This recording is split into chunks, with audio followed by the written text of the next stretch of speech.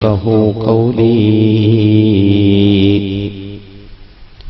يا رب بالمصطفى بلغ مقاصدنا واغفر لنا ما مضى يا واسع الكرم.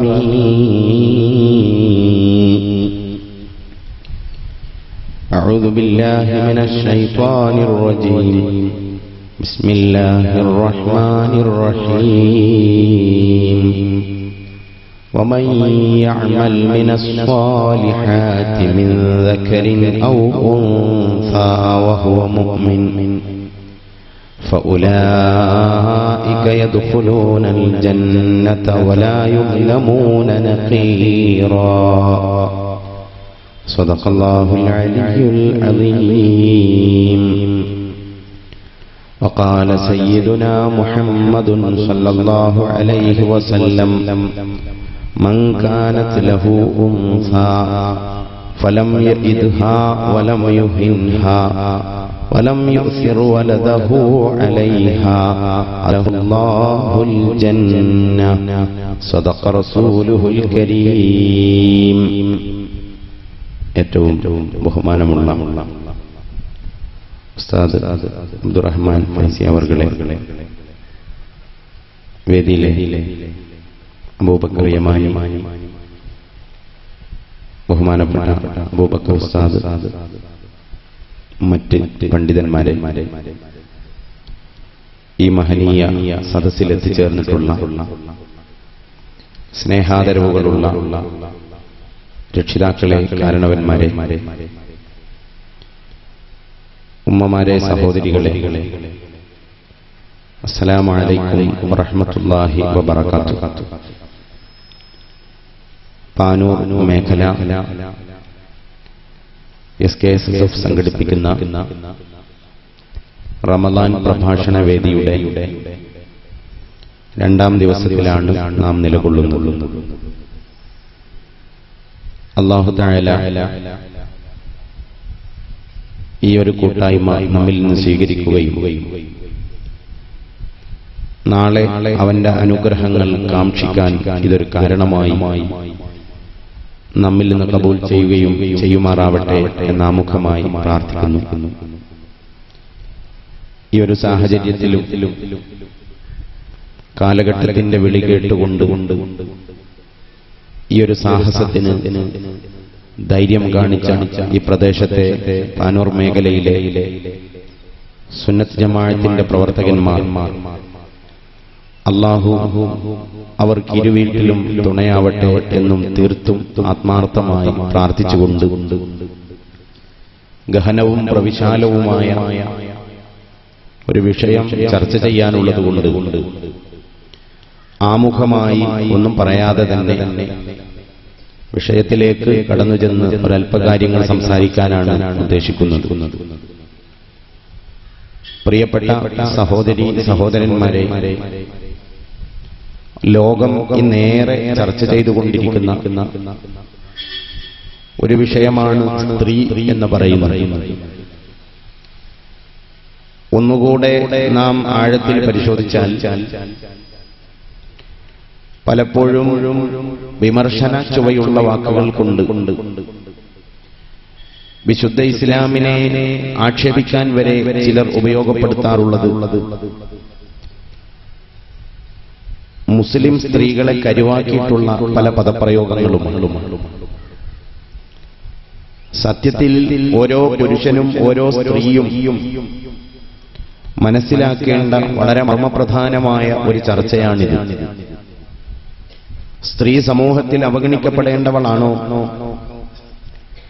അല്ലെങ്കിൽ സ്ത്രീയെ ചൊല്ലി ഇസ്ലാമിനെ പഴിചാരാൻ ആർക്കെങ്കിലും അധികാരമുണ്ടോ? അങ്ങനെ അധികാരമില്ലെന്നാണ് നിങ്ങളുടെ വാദമെങ്കിൽ എന്താണ് നിങ്ങൾ സ്ത്രീകൾക്ക് കൊടുക്കുന്ന അംഗീകാരം? ഇതൊക്കെ ചർച്ച ചെയ്യപ്പെടുകയും മനസ്സിലാക്കുകയും ചെയ്യേണ്ട തികഞ്ഞ സത്യങ്ങളാണ്. ആയതുകൊണ്ട് ഈ ഉത്ബുദ്ധ സദസ്സിൽ എത്തിച്ചേർന്നിട്ടുള്ള സ്നേഹം നിറഞ്ഞ സഹോദരിമാരും അതേപോലെ സഹോദരന്മാരും വിഷയത്തിന്റെ പ്രാധാന്യത്തിലെടുത്ത് വിഷയവുമായി ബന്ധപ്പെടാൻ പരമാവധി ശ്രമിക്കണം എന്ന് മാത്രമാണ് എനിക്ക് പറയാനുള്ളത്.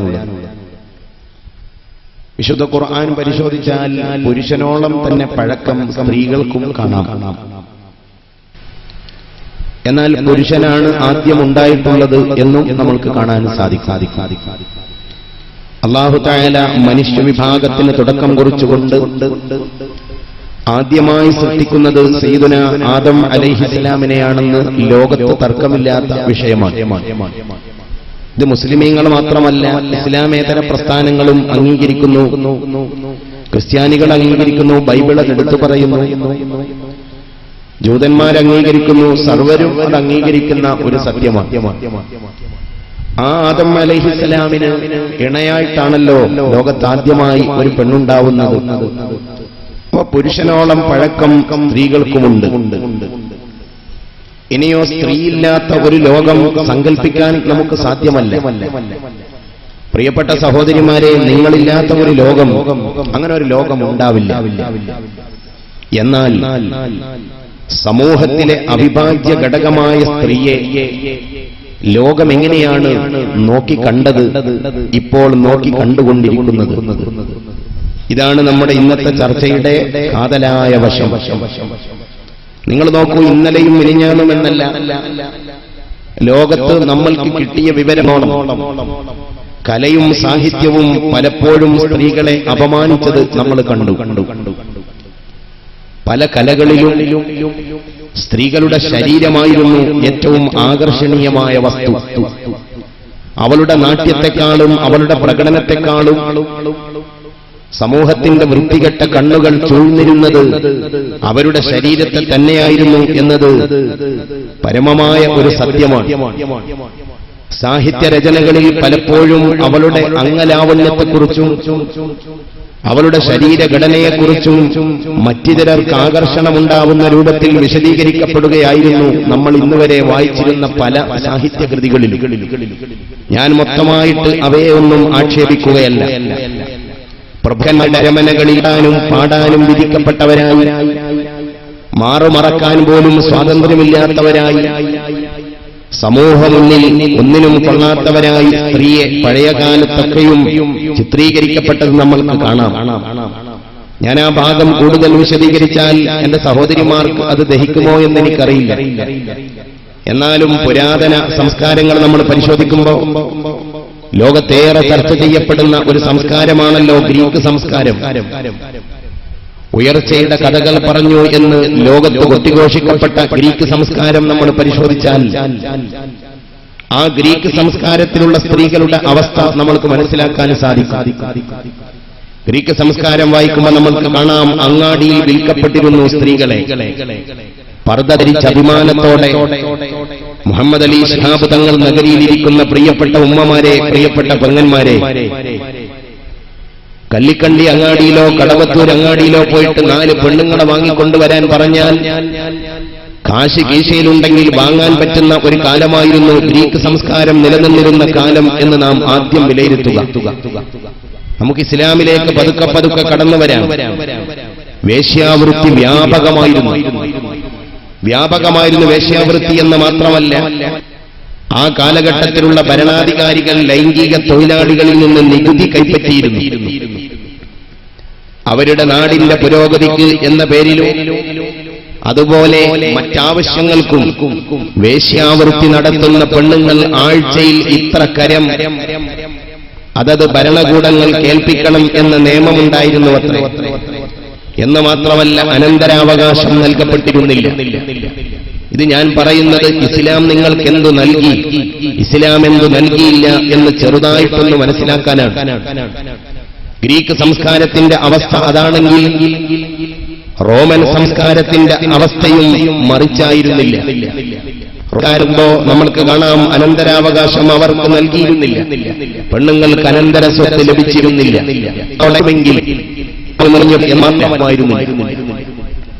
കോടതിയിൽ പോയിട്ട് തന്റെ സ്വന്തം അവസ്ഥ പറയാൻ പോലും സാധിക്കാത്ത ഒരവസ്ഥ.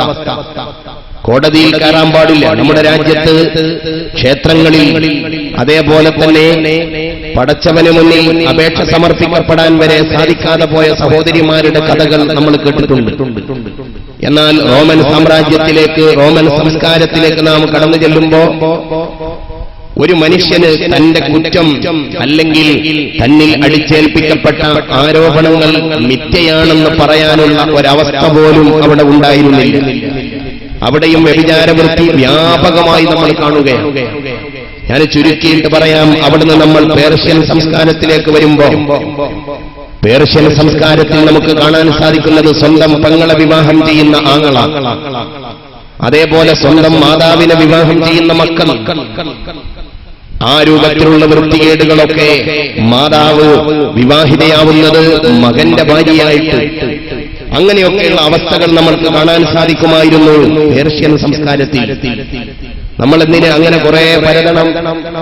നമ്മുടെ രാജ്യത്തിന്റെ ഭാരത സംസ്കാരം, പഴയ ഭാരത സംസ്കാരത്തിൽ, പഴയ ഹൈന്ദവ സംസ്കാരത്തിലൊക്കെ നമ്മൾക്ക് കാണാൻ സാധിക്കുന്ന ദേവദാസി സമ്പ്രദായവും അതുപോലെ സതി, ഈ അടുത്ത കാലത്ത് വരെ സതി രാജ്യത്തിന്റെ പല ഭാഗത്തും നിലനിന്നിരുന്നു. എന്താ പെങ്ങളെ സതി എന്ന് പറഞ്ഞാൽ? ഒരു മനുഷ്യന്റെ, ഒരു പെണ്ണിന്റെ ഭർത്താവ് മരണപ്പെടുക, ആ ഭർത്താവ് മരണപ്പെടുന്നതിൽ എത്ര ദുഃഖിക്കുന്നുണ്ടാവും ഒരു സഹോദരി. തന്റെ മോനയുടെ ഭർത്താവ് ബാക്കിയായി പോയ 3 or 4 മക്കളെ പരിപാലിക്കേണ്ട ഒരു സഹോദരി, ആ സഹോദരിയും ഭർത്താവിനെ തീ കൊടുത്തിട്ട് ചിതയിൽ കിടത്തുമ്പോ ആ ചിതയിൽ കിടക്കുന്നത് ചാവേണ്ട ദുർഗതി. ഒരസുഖവുമില്ലാത്ത, ഒരു കുഴപ്പവുമില്ലാത്ത ഭാര്യ ഭർത്താവിനെ വിറകിട്ട് കത്തിക്കുമ്പോ അതിൽ ചാടിയിട്ട് ചാവേണ്ട ഗതി നമ്മുടെ രാജ്യത്ത് സ്ത്രീകൾക്കുണ്ടായിരുന്നു. ഇങ്ങനെ പഴയ സംസ്കാരങ്ങൾ ഓരോന്നും പരിശോധിച്ചിട്ട് വേണം നമ്മൾ ഇസ്ലാമിലേക്ക് കടന്നു വരാൻ. അഭിമാനത്തെ ഞാൻ എന്റെ പ്രിയപ്പെട്ട സഹോദരിമാരോട് പറയട്ടെ, അഷ്റഫുൽ ഖൽഖ് ത്വഹ മുഹമ്മദുർ റസൂലുള്ളാഹി സ്വല്ലല്ലാഹു അലൈഹി വസല്ലമ തങ്ങളിലേക്ക് കടന്നു വരുമ്പോഴുണ്ടായ സ്ഥിതി എന്തായിരുന്നു? പ്രാചീന അറേബ്യൻ സംസ്കാരം, അറേബ്യൻ സംസ്കാരത്തിന്റെ അവസ്ഥ എന്തായിരുന്നു? സാഹിത്യത്തിന് വലിയ സ്വാധീനമുള്ള ഇമ്രുൽ ഖൈസിനെ പോലുള്ള അത്യുന്നതന്മാരായ സാഹിത്യത്തിലെ കുലപതികൾ ജീവിച്ചിരുന്ന കാലം. ആ കാലഘട്ടത്തിലുള്ള സ്ത്രീകളുടെ അവസ്ഥ എന്തായിരുന്നു? അല്ലാഹുവിന്റെ പരിശുദ്ധ ഖുർആൻ അത് പറയുന്നുണ്ട്. അവിടുന്ന് കടന്നു വരുമ്പോൾ വിശുദ്ധ ഖുർആനിൽ കാണാം, വഇദാ ബുശ്ശിറ അഹദുഹും ബിൽ ഉൻസാ വല്ല വജ്ഹുഹു മുസ്വദ് വഖദീം യതവാറാ മിനൽ ഖൗമി മിൻ സൂഇ ബുശ്ശിറ ബിഹി അയുംസികുഹു അലാ ഹൂനിൻ അം യദുസ്സുഹു ഫിത്തുറാബ് അലാ സാഅ മാ യഹ്കുമൂൻ. എന്തായിരുന്നു അറബികളുടെ അവസ്ഥ? ജനിച്ചത് പെണ്ണാണെന്ന സന്തോഷമറിയിക്കപ്പെട്ടാൽ വീട്ടുകോലായിൽ ഉലാത്തിക്കൊണ്ടിരിക്കുന്ന ഭർത്താവിനോട് വീട്ടിനകത്ത് കടുത്ത നോവനുഭവിച്ചുകൊണ്ട് തന്റെ ഭാര്യ പ്രസവിക്കപ്പെട്ടത് നെഗറ്റീവാണ്, പെണ്ണാണെന്ന് പറയപ്പെട്ടാൽ വല്ല വജ്ഹുഹു മുസ്വദ്ദാ, അല്ലാഹുവിനെ സ്തുതിക്കുന്നതിന് പകരം വല്ല വജ്ഹുഹു മുസ്വദ്ദാ, അവന്റെ മുഖം കറുത്ത് കരിവാളിക്കുമായിരുന്നു. എന്ന് മാത്രമല്ല വഹുവ കരീം, ഭാര്യ സുഖത്തിലാണോ എന്നവൻ അറിയേണ്ടതില്ല, കുഞ്ഞ് സുഖത്തിലാണോ എന്നുമല്ല അവർക്കറിയേണ്ടത്, ഭാര്യ പ്രസവിച്ചത് ആണോ പെണ്ണോ. പെണ്ണാണെന്ന് കേട്ടപ്പോ വഹുവ കലീം, അവൻ കോപിച്ചു ഉറഞ്ഞിട്ടുള്ള പ്രസവിക്കാനത് പെണ്ണിന്. എന്നിട്ടോ യതവാറാ മിനൽ ഖൗമി മിൻ സൂഇ മാ ബുശ്ശിറ ബിഹി, അവൻ പിന്നെ സമൂഹത്തിൽ പുറത്തിറങ്ങാതായി, വീട്ടിൽ നിന്ന് പുറത്തിറങ്ങിയില്ല. പ്രാചീന അറബി എന്തുകൊണ്ട്? തന്റെ ഭാര്യ പ്രസവിച്ചത് പെണ്ണാണെന്ന് നാട്ടുകാരറിഞ്ഞാൽ തനിക്കത് വഷളത്തരമാണ്. പർദ്ദധരി മറഞ്ഞിരിക്കുന്ന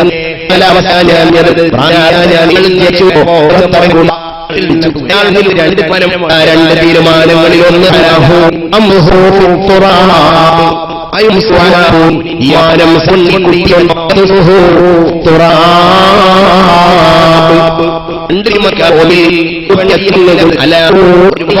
എനിക്കൊരു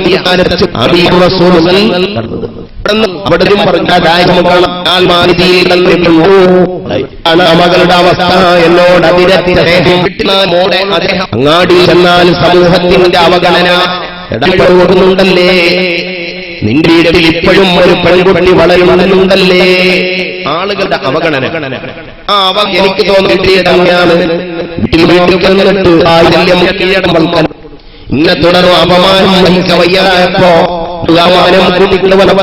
ഒരു ദിവസം ഞാൻ വെച്ചുപോയി ഞാനമായി കേട്ടിട്ടേ തന്ന അഭിമാനങ്ങൾ സന്നിധി പറയുന്നു. മാനപ്പെട്ട തന്നെക്ക് തന്റെ പോയത് കൊണ്ടായിരുന്നേ അവളും എന്റെ വാത്സല്യത്തിൽ കൊല്ലുന്ന സമ്മനുപോലെ അവൻ ജീവൻ പോയപ്പോ ഞാനൊരു പോലെ ജനങ്ങളുടെ നടുവിൽ വന്ന് പറഞ്ഞു, ഇന്ന് ഞാൻ പെൺകുട്ടിയുടെ തലല്ല. ഇനി നിങ്ങൾ എന്നെ കളിയാക്കുന്നത് എങ്ങനെ? ഇന്ന് ഞാൻ പെൺകുട്ടിയുടെ ബാപ്പയല്ല, ആ പെൺകുഞ്ഞിനെ ഞാൻ കൊന്നു കുളിച്ചു മൂടിയിരിക്കുന്നു. ഇത് കേട്ടപ്പോ കാരുണ്യമല്ലേ മുഹമ്മദുർ റസൂലുള്ളാഹി സ്വല്ലല്ലാഹു അലൈഹി വസല്ലം അവിടുത്തെ താടിരോമത്തിലൂടെ വെള്ളമുറ്റിയിട്ട് അവിടുന്ന് വല്ലാതെ കരഞ്ഞുപോയെന്ന് കിതാബുകളിൽ കാണാം. അതായിരുന്നു പഴയകാലത്ത് പെണ്ണിന്റെ അവസ്ഥ. ഇന്ന് ഇസ്ലാം എന്ത് തന്നു എന്ന് ചോദിച്ച് സമൂഹം ശ്രമിക്കുന്ന പേനയന്തികളും പ്രഭാഷകരും സത്യത്തിൽ അവർ ചരിത്രം മനസ്സിലാക്കണം. ഇനിയും നിങ്ങൾ ആലോചിച്ച് നോക്കൂ, പെൺകുഞ്ഞിനെ കൊല്ലൽ പുണ്യമാണെന്നായിരുന്നു അവരുടെ വിശ്വാസം. അല്ലാഹുവിന്റെ പരിശുദ്ധ ഖുർആനിലെ സൂറത്തുൽ അൻആമിലെ 137-ാമത്തെ വചനം, وكذلك زين لكثير من المشركين قتل أولادهم شركاؤهم. ഖുർആൻ പറയുന്നു സയ്യന, ഭംഗിയാക്കി കാണിച്ചു കൊടുത്തു, പുണ്യമാക്കി കാണിച്ചു കൊടുത്തു. കസീരിൻ മിനൽ മുശ്രിക്കീൻ, മുശ്രിക്കീങ്ങളിൽപ്പെട്ട ബഹുദൈവാരാധകന്മാരായ അധികം ആളുകൾക്കും നല്ല അലങ്കാരമായി പുണ്യമായി കാണിച്ചു കൊടുത്തു. ഖത്ല ഔലാദിഹിം, അവരുടെ മക്കളെ കൊല്ലുന്നതിനെ, പെൺമക്കളെ കൊല്ലുന്നതിനെ, ശുറക്കാഉഹും, അവരുടെ പങ്കാളികളാക്കിയ ദൈവങ്ങൾ, അവരുടെ കുട്ടിത്തമ്പുരാക്കന്മാർ പെൺകുട്ടികളെ കുഴിച്ചു മൂടുന്നതും പുണ്യമായിട്ട് അവർക്ക് കാണിച്ചു കൊടുത്തു എന്ന് പരിശുദ്ധ ഖുർആൻ പറയുന്നു. എന്ന് മാത്രമല്ല, ആ കൊന്നു കുഴിച്ചു മൂടുന്ന വൃത്തികെട്ട കാട്ടാള സമൂഹത്തിനിടയിൽ വന്നിട്ട് ലോകത്തിന്റെ നേതാവ് പറഞ്ഞു മാറ്റിയെടുത്തതോ എന്താ അവിടുന്ന് അവർക്ക് നൽകിയത്? ഈ പെൺകുഞ്ഞിനെ ഉയർത്തിക്കൊണ്ടുവന്നിട്ട് അവിടുന്ന് സമൂഹത്തിന് കൊടുത്ത മെസ്സേജ് എന്താ? ഇമാം മുസ്ലിം സഹീഹ് മുസ്ലിമിൽ ഉദ്ധരിക്കുന്ന ഹദീസ് കാണാം, മൻ ആല ജാരിയത്തൈൻ,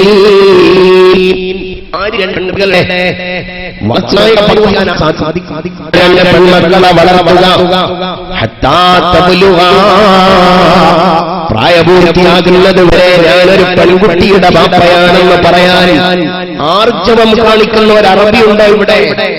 പെണ്ണിനെ കുഴിച്ചുമൂടൽ പുണ്യമാണെന്ന് മനസ്സിലാക്കിയ സമൂഹത്തോട് ചോദിക്കുന്നു, ഞാൻ ഒരു പെൺകുട്ടിയുടെ അല്ല, 2 പെൺകുട്ടികളുടെ തന്തയാണെന്ന് പ്രായപൂർത്തിയാവുന്നതുവരെ അന്നവും വെള്ളവും കൊടുത്തിട്ട് ഞാൻ പെൺകുട്ടികളെ പോറ്റുന്നവനാണെന്ന് അഭിമാനത്തോടെ പറയാൻ സാധിക്കുന്ന ഒരു അറബിയുണ്ടോ ഇവിടെ? എന്നാൽ അവളെന്ന് പറയുന്നു, ഖിയാമത്ത് നാളിൽ അവൻ വരും, ഞാനും അവനും. ആരാ ഞാൻ? ലോകത്തിന്റെ ഗുരുവേ മുസ്തഫ മുഹമ്മദുർ റസൂലുള്ളാഹി സ്വല്ലല്ലാഹു അലൈഹി വസല്ലമ തങ്ങളും പിന്നെയോ 2 പെൺകുട്ടികളുടെ ബാപ്പയാണെന്ന് അഭിമാനത്തോടെ പറയാൻ സാധിക്കുന്ന, അവർക്ക് അന്നവും വെള്ളവും കൊടുക്കാൻ അനിച്ച കരങ്ങളാണ് എന്റെ കരങ്ങളെന്ന് പറയാൻ സാധിക്കുന്ന ആ മനുഷ്യനും ഞാനും അവനും നാളെ വരും. തന്റെ വിരലുകൾ ചേർത്ത് പിടിച്ചിട്ട് അവിടെ നിന്ന് പറഞ്ഞു, ഇപ്രകാരം ഞങ്ങൾ നാളെ അടുത്തവരായിരിക്കും. ആര്? പെൺകുട്ടികളെ വളർത്തിയവർ. ഇസ്ലാം സമൂഹത്തിൽ സ്ത്രീകൾക്കുണ്ടാക്കി കൊടുത്ത സ്ഥാനവും മാനവും ഏത് ചരിത്ര വിദ്യാർത്ഥിക്കുക നേരത്തെ പുരാതന കവികാരവും അവിടെ നിന്നുവന്നത് എന്ന മല അവർ ചെയ്യുന്ന പെൺകുഞ്ഞിന്റെ നേതാവ് പരമേറുകളിൽ എണ്ണച്ചുകൊണ്ട് ചുമന്ന കൊടുത്തു പെൺകുട്ടിക്കും കൊടുത്തു ഒരു കുട്ടി വേറൊരു കാരക്ക മറ്റേ കുട്ടി മൂന്നാമത്തെ കാരക്ക അവൾ അവളുടെ വായിലേക്ക് ഉയർത്തി തൽക്കുലഹ അവൾക്ക് തിന്നാൻ വേണ്ടി രണ്ട് കാരക്ക കൊടുത്ത് മൂന്നാമത്തെ കാരക്ക വായിലേക്ക്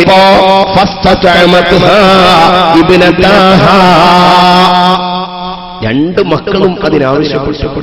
ഒട്ടിയ വയറുമായിട്ട് അന്നം കഴിക്കാതെ പട്ടിണി കിടക്കുന്ന രണ്ട് പെൺമക്കൾ. ആ പെൺമക്കൾക്ക് രണ്ട് കാരക്ക അവരുടെ അണ്ണാക്ക് നനയാൻ പോലും തികയില്ലല്ലോ. അത് തിന്നിട്ട് ഈ രണ്ട് മക്കളും കൈനീട്ടി വല്ലതും തരുമോ ഉമ്മ?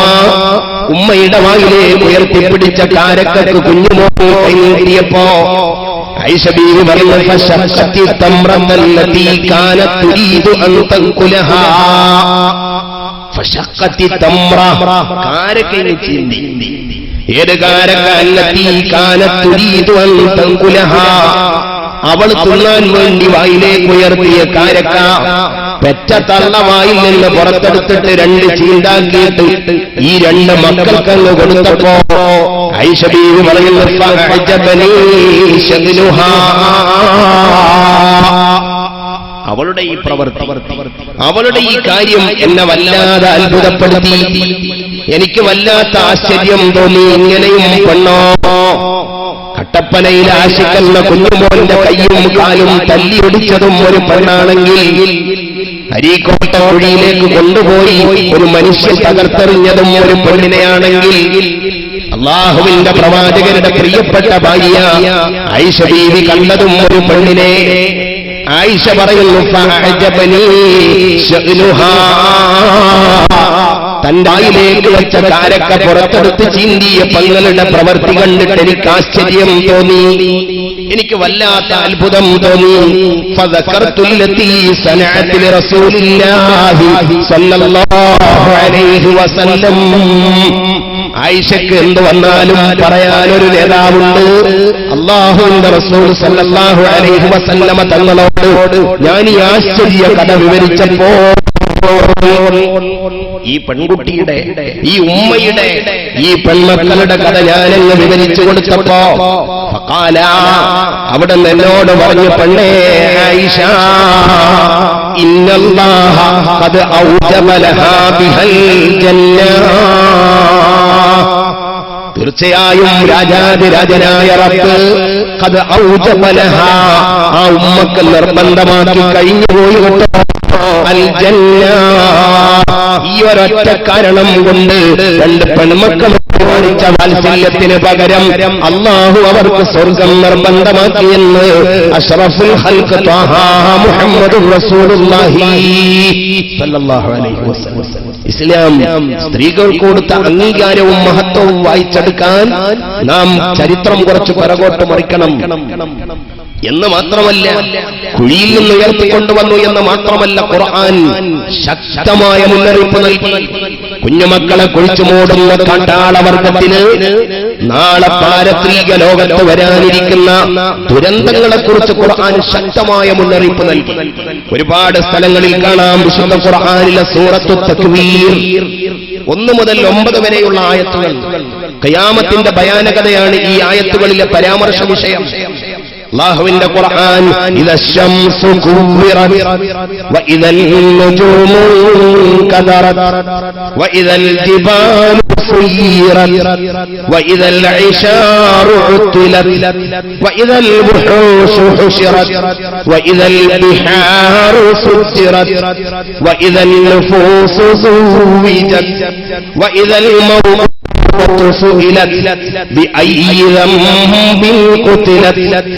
ഖുർആൻ ഖിയാമത്തിന്റെ ഭയാനകത പറഞ്ഞു വരുമ്പോ പറയുന്നു, സൂര്യനെ ചുരുട്ടപ്പെട്ടാൽ, സൂര്യന്റെ പ്രഭ മങ്ങുന്ന ഒരു ദിവസം, സൂര്യനെ ചുറ്റിപ്പൊതിയപ്പെട്ടാൽ,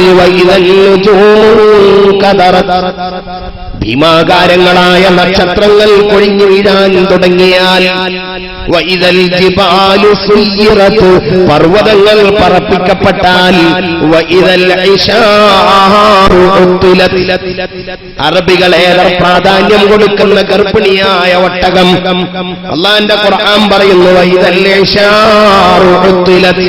ഗർഭിണികളായ ഒട്ടകത്തെ അവഗണിക്കപ്പെട്ടാൽ ആർക്കും അതിനെ നോക്കാൻ സമയമില്ല. വിലയേറിയ ഗർഭിണിയായ ഒട്ടകത്തെ അറബികൾ മൈൻഡ് ചെയ്യാത്ത ഒരു ദിവസം എന്ന് മാത്രമല്ല,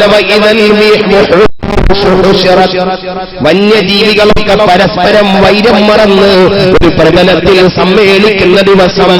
അന്ന് സിംഹത്തിന് മാൻപേടയോട് പരാതിയില്ല, അന്ന് പുലിക്ക് കാട്ടിപ്പോത്തിന്റെ മാംസത്തിന്റെ രുചി നോക്കണമെന്നില്ല, അന്ന് കുറുക്കന് ചത്തക്കോഴിയുടെ പിറകെ കടിച്ചു വലിച്ചു കൊണ്ടോക്കണമെന്നില്ല.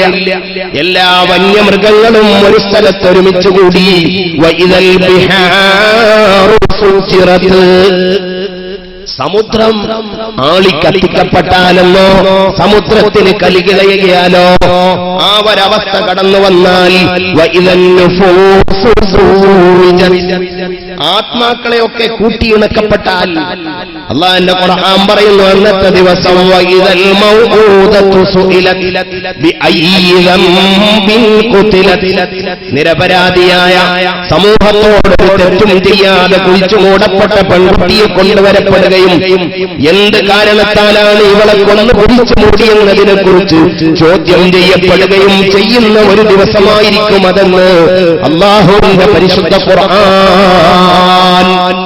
തീർച്ചയായും ഇതൊരു തമാശ കളിയായിട്ട് നിങ്ങളാരും എടുത്തു പോവരുത് എന്ന് ആ കാലഘട്ടത്തിലെ ജനങ്ങൾക്ക് ഇസ്ലാം മുന്നറിയിപ്പ് നൽകുന്നു. ഒരു സ്ഥലത്ത് മാത്രമല്ല, പരിശുദ്ധ ഖുർആൻ നിരവധി സ്ഥലങ്ങളിൽ ഈ വിഷയം പറയുന്നത് കാണാം. അല്ലാഹുവിന്റെ പരിശുദ്ധ ഖുർആനിൽ മറ്റൊരു സ്ഥലത്ത് കാണാം, قد خسر الذين قتلوا أولادهم سفها بغير علم وحرموا ما رزقهم الله افتراء على الله قد ضلوا وما كانوا مهتدين.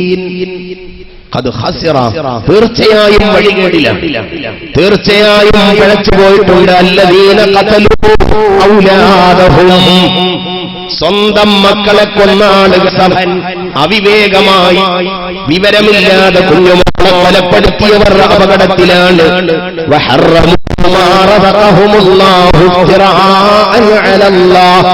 കള്ളം ചമച്ചുകൊണ്ട് അല്ലാഹു നൽകിയതിനെ ഹറാമാക്കിയ ആളുകൾ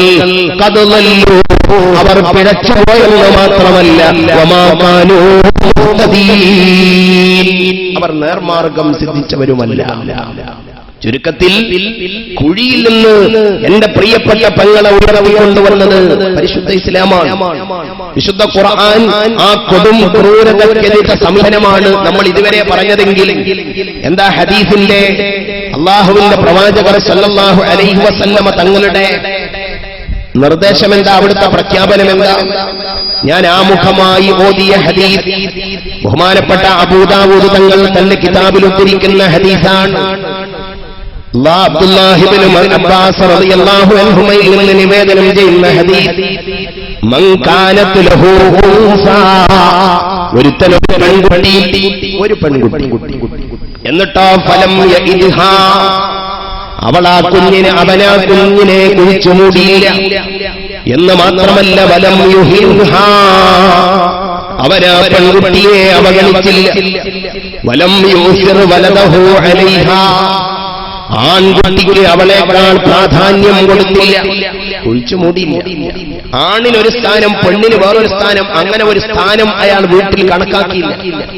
ആണിനും പെണ്ണിനും തുല്യ പ്രാധാന്യത്തോടെ ഒരു പെൺകുട്ടിയെ വളർത്തിയ മനുഷ്യൻ അദ്ഖലഹുല്ലാഹുൽ ജന്ന, ആ പെൺകുട്ടിയോട് കാണിച്ച ആദരവ് കൊണ്ട് അയാൾ സ്വർഗത്തിൽ കടക്കാൻ അത് നിമിത്തമാകുമെന്ന് അബൂദാവൂദ് തങ്ങൾ ഉദ്ധരിക്കുന്ന ഹദീസിൽ കാണാം.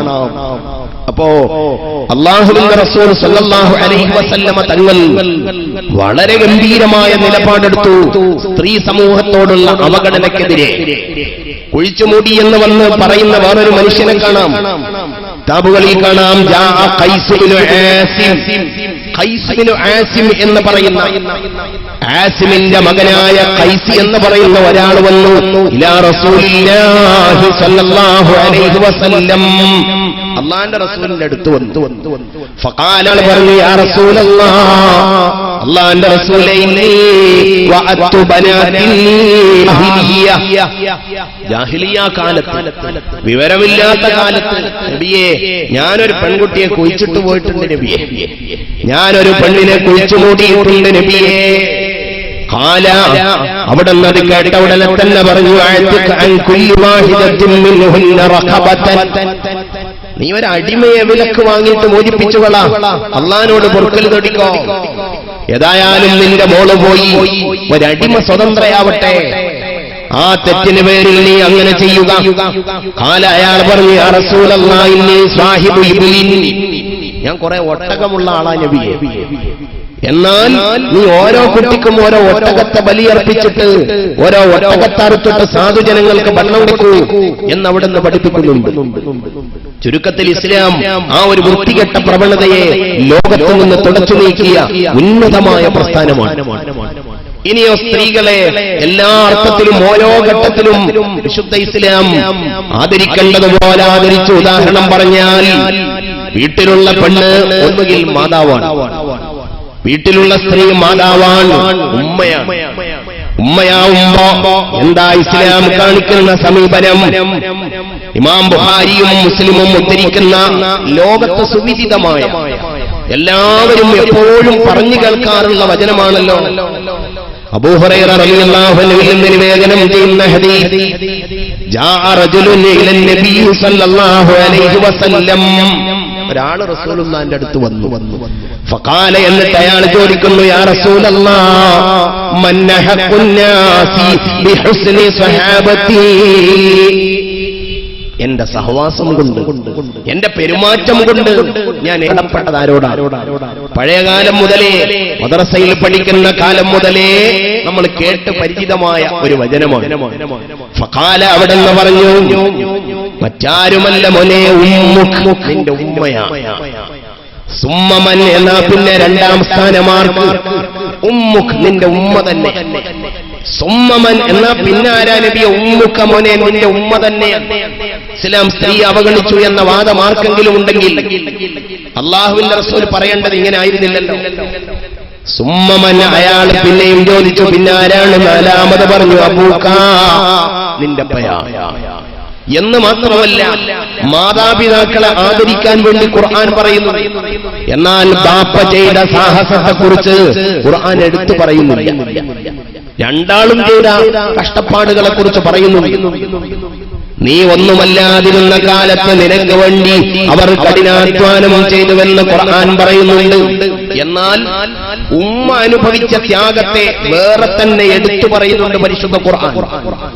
സ്ത്രീകളെ ആലോചിച്ചു നോക്ക്. സൂറത്തു ലുഖ്മാനിലെ 4-ാമത്തെ വചനം, വവസ്വൈനൽ ഇൻസാന ബിവാലിദൈഹി ഹമലതുഹു ഉമ്മുഹു വഹ്നൻ അലാ വഹ്നിൻ വഫിസാലുഹു ഫീ ആമൈൻ അനിഷ്കുർ ലീ വലിവാലിദൈഹി ഇലയ്യൽ മസീർ. സൂറത്തു ലുഖ്മാൻ. നമ്മൾ വസിയ്യത്ത് ചെയ്തു അൽ ഇൻസാന, മനുഷ്യരോട് റബ്ബിന്റെ നിർദ്ദേശം, മാതാപിതാക്കളുടെ കാര്യത്തിൽ ഉമ്മ ബാപ്പമാരെ അനാദരിക്കണ്ട, അവർക്ക് ചെയ്തു കൊടുക്കേണ്ട കടമകളിൽ നിന്ന് ഒളിച്ചോടണ്ട. എന്ന് ഖുർആൻ പറയുന്നു. എന്നിട്ട് ഖുർആൻ ഉമ്മയെ ഒന്നെടുത്ത് പറയുന്നു. ആരാണ് ഉമ്മ? ഹമലതുഹു ഉമ്മുഹു വഹ്നൻ അലാ വഹ്നിൻ. ഹമലതുഹു, അവനെ ഗർഭം ധരിച്ചത്. ആരാ ഗർഭം ധരിച്ചത്? ഉമ്മുഹു. അല്ലാഹു പെണ്ണിനു തന്ന വലിയൊരു അംഗീകാരമാണ് ഗർഭം എന്ന് പറയാൻ സാധിക്കുന്നത്. ഞാൻ ഇന്നലെ മുലപ്പാലിന്റെ വില കിട്ടുന്ന എല്ലാ ഭക്ഷണവും ഞാനൊരു കുഞ്ഞിന്റെ വായിൽ കുത്തിത്തിരികിയാൽ മരണം വരെ അവനെ തീറ്റിപ്പോറ്റിയാലും ഞാൻ അവന്റെ ബാപ്പയാവില്ല. എന്നാലോ ഏതെങ്കിലും ഒരു ഉമ്മ മുല കുടിക്കുന്ന കുഞ്ഞുമോനെ പറയപ്പെട്ട വിധത്തിൽ തന്റെ മാറോട് ചേർത്തിട്ട് നീ കാശ് കൊടുക്കാതെ നിന്റെ നെഞ്ചിൽ നിന്ന് ചുരത്തുന്ന പാല് ആ കുഞ്ഞുമോന്റെ വായിൽ എത്തിച്ചു കൊടുത്താൽ നിന്നെ അവൻ വിളിക്കണം ഉമ്മയെന്ന്. എന്തൊരത്ഭുതമാണത്! അതേപോലെ തന്നെ പെണ്ണേ, അല്ലാഹു നിനക്ക് തന്ന വല്ലാത്തൊരംഗീകാരമാണ് ഗർഭമെന്ന് പറയുന്നത്. ഗർഭമെന്ന് പറയുന്നത് നിങ്ങൾ ആലോചിച്ച് നോക്കൂ. നാളെ സ്വർഗത്തിന്റെ വാതിൽ കൂട്ടങ്ങൾ ഞാൻ പിടിച്ചു കുലുക്കുമെന്ന് മുഹമ്മദുർ റസൂലുള്ളാഹി സ്വല്ലല്ലാഹു അലൈഹി വസല്ലം. വഅന അവ്വലു മൻ യുഹജ്ജിഖു ബിഹിലഖിൽ ജന്ന. സ്വർഗവാതിലുകളുടെ വട്ടക്കണ്ണി ആദ്യം പിടിച്ചു കുലുക്കുന്നത് ഞാനാണ്. അപ്പൊ ചോദിക്കപ്പെടും മൻ അൻത, താങ്കൾ ആരാണ് എന്ന് ചോദിക്കുമ്പോൾ അവിടെ നിന്ന് പറയും മന മുഹമ്മദ് വഅന ഖാതിമുൽ അംബിയാ. ഞാൻ അമ്പിയാക്കളുടെ പൂർത്തീകരണമായി കടന്നു വന്ന മുഹമ്മദാണെന്ന് ഞാനങ്ങ് പറയും. എന്നാൽ നമ്മൾക്ക് അല്ലാഹുവിന്റെ റസൂൽ നമ്മുടെ നേതാവാണെങ്കിൽ, ലോകത്തിന് അവിടുന്ന് മാർഗദർശകനാണെങ്കിൽ, ആമിന ബീവി എന്ന് പറയുന്ന പെണ്ണിന് പറയാൻ സാധിക്കും ഇവനെന്റെ മോനാണ്, ഇവനെന്റെ മോനാണ്. അതിനേക്കാൾ വലിയൊരു അംഗീകാരമുണ്ട്, അതിനേക്കാൾ വലിയൊരു മഹത്വമുണ്ട്. ലോകത്തിന്റെ വെളിച്ചവും കിടന്നത് ഇരുട്ടാകുന്ന ഒരു പെണ്ണിന്റെ വയറ്റിലാണെങ്കിൽ അതാ ഖുർആൻ പറഞ്ഞത് ഹമലതുഹു വഹ്നൻ അലാ വഹ്നിൻ. ഇന്ന് നീ വലിയ ആളായിട്ടുണ്ടെങ്കിൽ, ഇന്ന് നീ ഉയർച്ചയുടെ കഥ പറയുന്നുണ്ടെങ്കിൽ, ഏതോ ഒരു ഘോരം മഴയത്ത് നിന്റെ ഉമ്മയാറ്റിൽ നിന്ന് നീ ഇളകി കളിച്ച ദിവസം ഇന്നും നിന്റെ ഉമ്മ ഓർക്കുന്നുണ്ടാകും മോനെ. അല്ലാഹുവിന്റെ ഖുർആൻ അതെടുത്ത് പറയുന്നു ഹമലതുഹു ഉമ്മുഹു വഹ്നൻ അലാ വഹ്ൻ. വിഷമങ്ങളുടെ മേൽ വിഷമം, പ്രയാസങ്ങളുടെ മേൽ പ്രയാസം, അത് സഹിച്ചിട്ടാണ് നിന്റെ ഉമ്മ നിന്നെ ഗർഭം ധരിച്ചത്. എന്നിട്ട് ഖുർആൻ പിന്നെ പറയുന്നത് ബാപ്പ കൂലിപ്പണിക്ക് പോയ കഥയോ അല്ലെങ്കിൽ അറബ് നാട്ടിൽ പോയ കഥയോ ഒന്നുമല്ല. പിന്നെയും പറയുന്നു ഫിസാനുഹു ഫീ ആമൈൻ. ആ മാറിടം നിന്നെ മുന്നിൽ തുറന്നു തന്നത് ഫീ ആമൈൻ. ഒരു ദിവസമല്ല, 2 ദിവസമല്ല, 2 കൊല്ലം. 2 കൊല്ലം ആ മാറിടം വലിച്ചു കുടിച്ചവനല്ല നീ. അതുകൊണ്ട് ഉമ്മയെ മറന്നു പോകണ്ട. അനിഷ്കുറി വലിവാലിദൈക്. നീ എനിക്ക് നന്ദി ചെയ്യണം. അല്ലാഹു പറയുന്നു ഇഷ്കുറി, നീ എനിക്ക് നന്ദി ചെയ്യണം. പോരാ വലിവാലിദൈക്, നിന്റെ ഉമ്മ ബാപ്പമാർക്കും നന്ദി കാണിക്കണം. ഇവിടെ ബാപ്പക്ക് ഗുണം ചെയ്യണമെന്നേ പറഞ്ഞുള്ളൂ, ബാപ്പയുടെ സാഹസത്തെക്കുറിച്ച് ഒരക്ഷരം പറഞ്ഞില്ല. കാരണം ഉമ്മ തന്നെയാണ്. ഉമ്മയുടെ പ്രാധാന്യം അത്ര വലുതാണ്. ഉമ്മയാതിരിക്കപ്പെടാൻ മതം പോലും ഒരു തടസ്സമല്ലല്ലോ. ഒരു പെണ്ണ് വന്നിട്ട് അല്ലാഹുവിന്റെ റസൂൽ സ്വല്ലല്ലാഹു അലൈഹി വസല്ലമ തങ്ങളുടെ വീട്ടുപടിക്കൽ വന്ന് കിതച്ചുകൊണ്ട് ചോദിക്കുന്നു നബിയേ ജാഅത്നി ഉമ്മി വഹിയ മുശ്രികത്തുൻ. എന്റെ ഉമ്മ വന്നിട്ടുണ്ട്. ഉമ്മയെ വീട്ട് കോലായിൽ ഇരുത്തിയിട്ടാ ഞാൻ വന്നത്. എന്താ എന്റെ ഉമ്മാന്റെ സ്വഭാവം? വഹിയ മുശ്രികത്തുൻ. എന്റെ ഉമ്മ മുശ്രിക്കാണ്. ശിർക്ക് ചെയ്യുന്ന ഇസ്ലാമിൽ അതിലും വലിയ ഒരു പാതകമില്ല. കടുത്ത ദുരന്തമാണല്ലോ ശിർക്ക്. ആ ശിർക്ക് ചെയ്യുന്ന ആളാണ് എന്റെ ഉമ്മ. അതുകൊണ്ട് ഞാൻ എന്റെ ഉമ്മയോട് ബന്ധം ചേർക്കണോ? ഞാൻ അവർക്ക് സുലൈമാനി ഉണ്ടാക്കി കൊടുക്കണോ? ഞാൻ അവർക്ക് ഉച്ചയൂണ് കഴിഞ്ഞിട്ട് പോകാമെന്ന് സൽക്കരിക്കണോ? ഫഖാല, അവിടെന്ന് പറഞ്ഞു മോനെ സിലി, പെണ്ണേ സിലി ഉമ്മക്കി, നീ നിന്റെ ഉമ്മയോട് ബന്ധം ചേർത്തോ. അതിന് ജാതിയോ മതമോ നിനക്കൊരു തടസ്സമല്ല. കാരണം ഉമ്മയാണെന്ന തിരിച്ചറിവാണ്. ഇസ്ലാം നൽകുന്ന പ്രാധാന്യം വളരെ വലുതാണ്. നിങ്ങൾ ആലോചിച്ച് നോക്കൂ, സ്വഹീഹ് മുസ്ലിമിൽ ഹദീസ് കാണാം. അബൂ ഹുറൈറ തങ്ങളിൽ നിന്ന് നിവേദനം ചെയ്യുന്ന ഹദീസ്, സറൻ നബിയു സല്ലല്ലാഹു അലൈഹി വസല്ലം, അല്ലാഹുവിന്റെ റസൂൽ സിയാറത്തിന് പോയി ഖബറ ഉമ്മിഹി, ഉമ്മയുടെ ഖബർ സിയാറത്ത് ചെയ്യാൻ പോയി. തന്റെ പെറ്റ ഉമ്മ, 6-ാം വയസ്സിൽ തന്നെ ഏകനാക്കി കടന്നുപോയ ഉമ്മ, ജനിക്കുന്നതിന് മുന്നേ ബാപ്പ പിരിഞ്ഞുപോയി.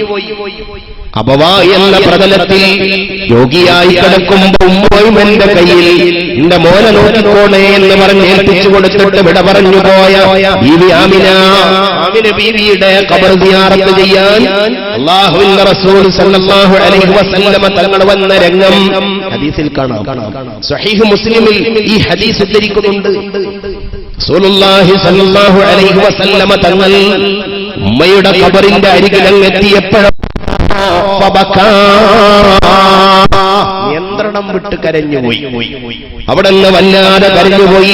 ആരാണ് ഇതിനുള്ളിൽ കിടക്കുന്നത്? അവജ്ഞയുടെയും അവഗണനയുടെയും നടുവിൽ എന്നെ ഞാനാക്കി മാറ്റാൻ അധ്വാനിച്ച എന്റെ പ്രിയപ്പെട്ട ഉമ്മ അപവാദ രോഗശയ്യയിൽ കിടക്കുമ്പോ ഉമ്മയും എന്റെ കരങ്ങളിൽ ഏൽപ്പിച്ചിട്ട് എന്റെ മോനെ അപകടം പറ്റാതെ കൊണ്ടുപോയിക്കോളെ എന്ന് പറഞ്ഞ് ഉമ്മയും എന്റെ കരങ്ങളിൽ ഏൽപ്പിച്ചു കൊടുത്ത എന്റെ കരളായ ഉമ്മ, ആ ഉമ്മയുടെ ഖബറിങ്കലെത്തിയപ്പോൾ അവിടുന്ന് വല്ലാതെ കരഞ്ഞുപോയി. അവിടുന്ന് കരഞ്ഞപ്പോഴോ അവിടുത്തെ ചുറ്റുഭാഗത്തുള്ളവരും വല്ലാതെ കരഞ്ഞുപോയി. ഒരു ഉമ്മ തന്റെ മകൻ വന്നിട്ട് മകൻ ഉമ്മയെ സിയാറത്ത് ചെയ്യുന്ന രംഗം, ഖബറിനുള്ളിൽ കിടക്കുന്നത് എന്നെ വയറ്റിൽ ചുമന്ന ഉമ്മയാണെന്ന് മനസ്സിലാക്കിയ ലോകത്തിലെ ഏറ്റവും സംസ്കാര സമ്പന്നനായ, ലോകത്തെ ഏറ്റവും കൂടുതൽ പെണ്ണിനെ ആദരിക്കണമെന്ന് പഠിപ്പിച്ച മനുഷ്യൻ, ആ മനുഷ്യന്റെ 2 കവിളിലൂടെയും വെള്ളമൊലിച്ചിറങ്ങിയപ്പോ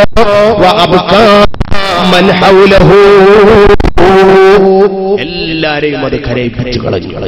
അപ്പോ ഉമ്മ സമൂഹത്തിലെ ഏറ്റവും ഉന്നത പദവി അലങ്കരിക്കുന്ന വ്യക്തിത്വത്തിന്റെ ഉടമയാണ്. ആ ഒരവസ്ഥയിലേക്ക് ഉമ്മയെ ഉയർത്തിക്കൊണ്ടുവന്നത് പരിശുദ്ധ ഇസ്ലാമാണ്. എന്നാൽ പ്രാചീന ഹൈന്ദവ സംസ്കാരത്തിലൊക്കെ മനുസ്മൃതിയിലൊക്കെ നമ്മൾക്ക് കാണാൻ സാധിക്കും, ഉമ്മയായാലും വേണ്ടില്ല, ഭാര്യയായാലും വേണ്ടില്ല, മകളായാലും വേണ്ടില്ല, സ്ത്രീക്ക് സ്വതന്ത്രമായ ഒരു അഭിപ്രായം വരെ പറയാൻ സാധിക്കാത്ത ഒരവസ്ഥ പഴയ ഭാരത സംസ്കാരത്തിലൊക്കെ നമ്മൾക്ക് കാണാൻ സാധിക്കും. അതുകൊണ്ട് പ്രിയപ്പെട്ട സഹോദരന്മാരെ, ഉമ്മയാകുമ്പോൾ ഇസ്ലാം കൊടുത്ത അംഗീകാരമാണ് ഞാൻ പറഞ്ഞത്. ഏറെ വിശദീകരിക്കപ്പെടേണ്ടതാണ്, കൂടുതൽ വിശദീകരിക്കുന്നില്ല. നമുക്ക് കുറേ കാര്യങ്ങൾ പറയാനുണ്ട്. ഇനി മകളാകുമ്പോഴോ, വീട്ടിലുള്ള പെണ്ണ് ഒന്നുകിൽ മകളാണ്.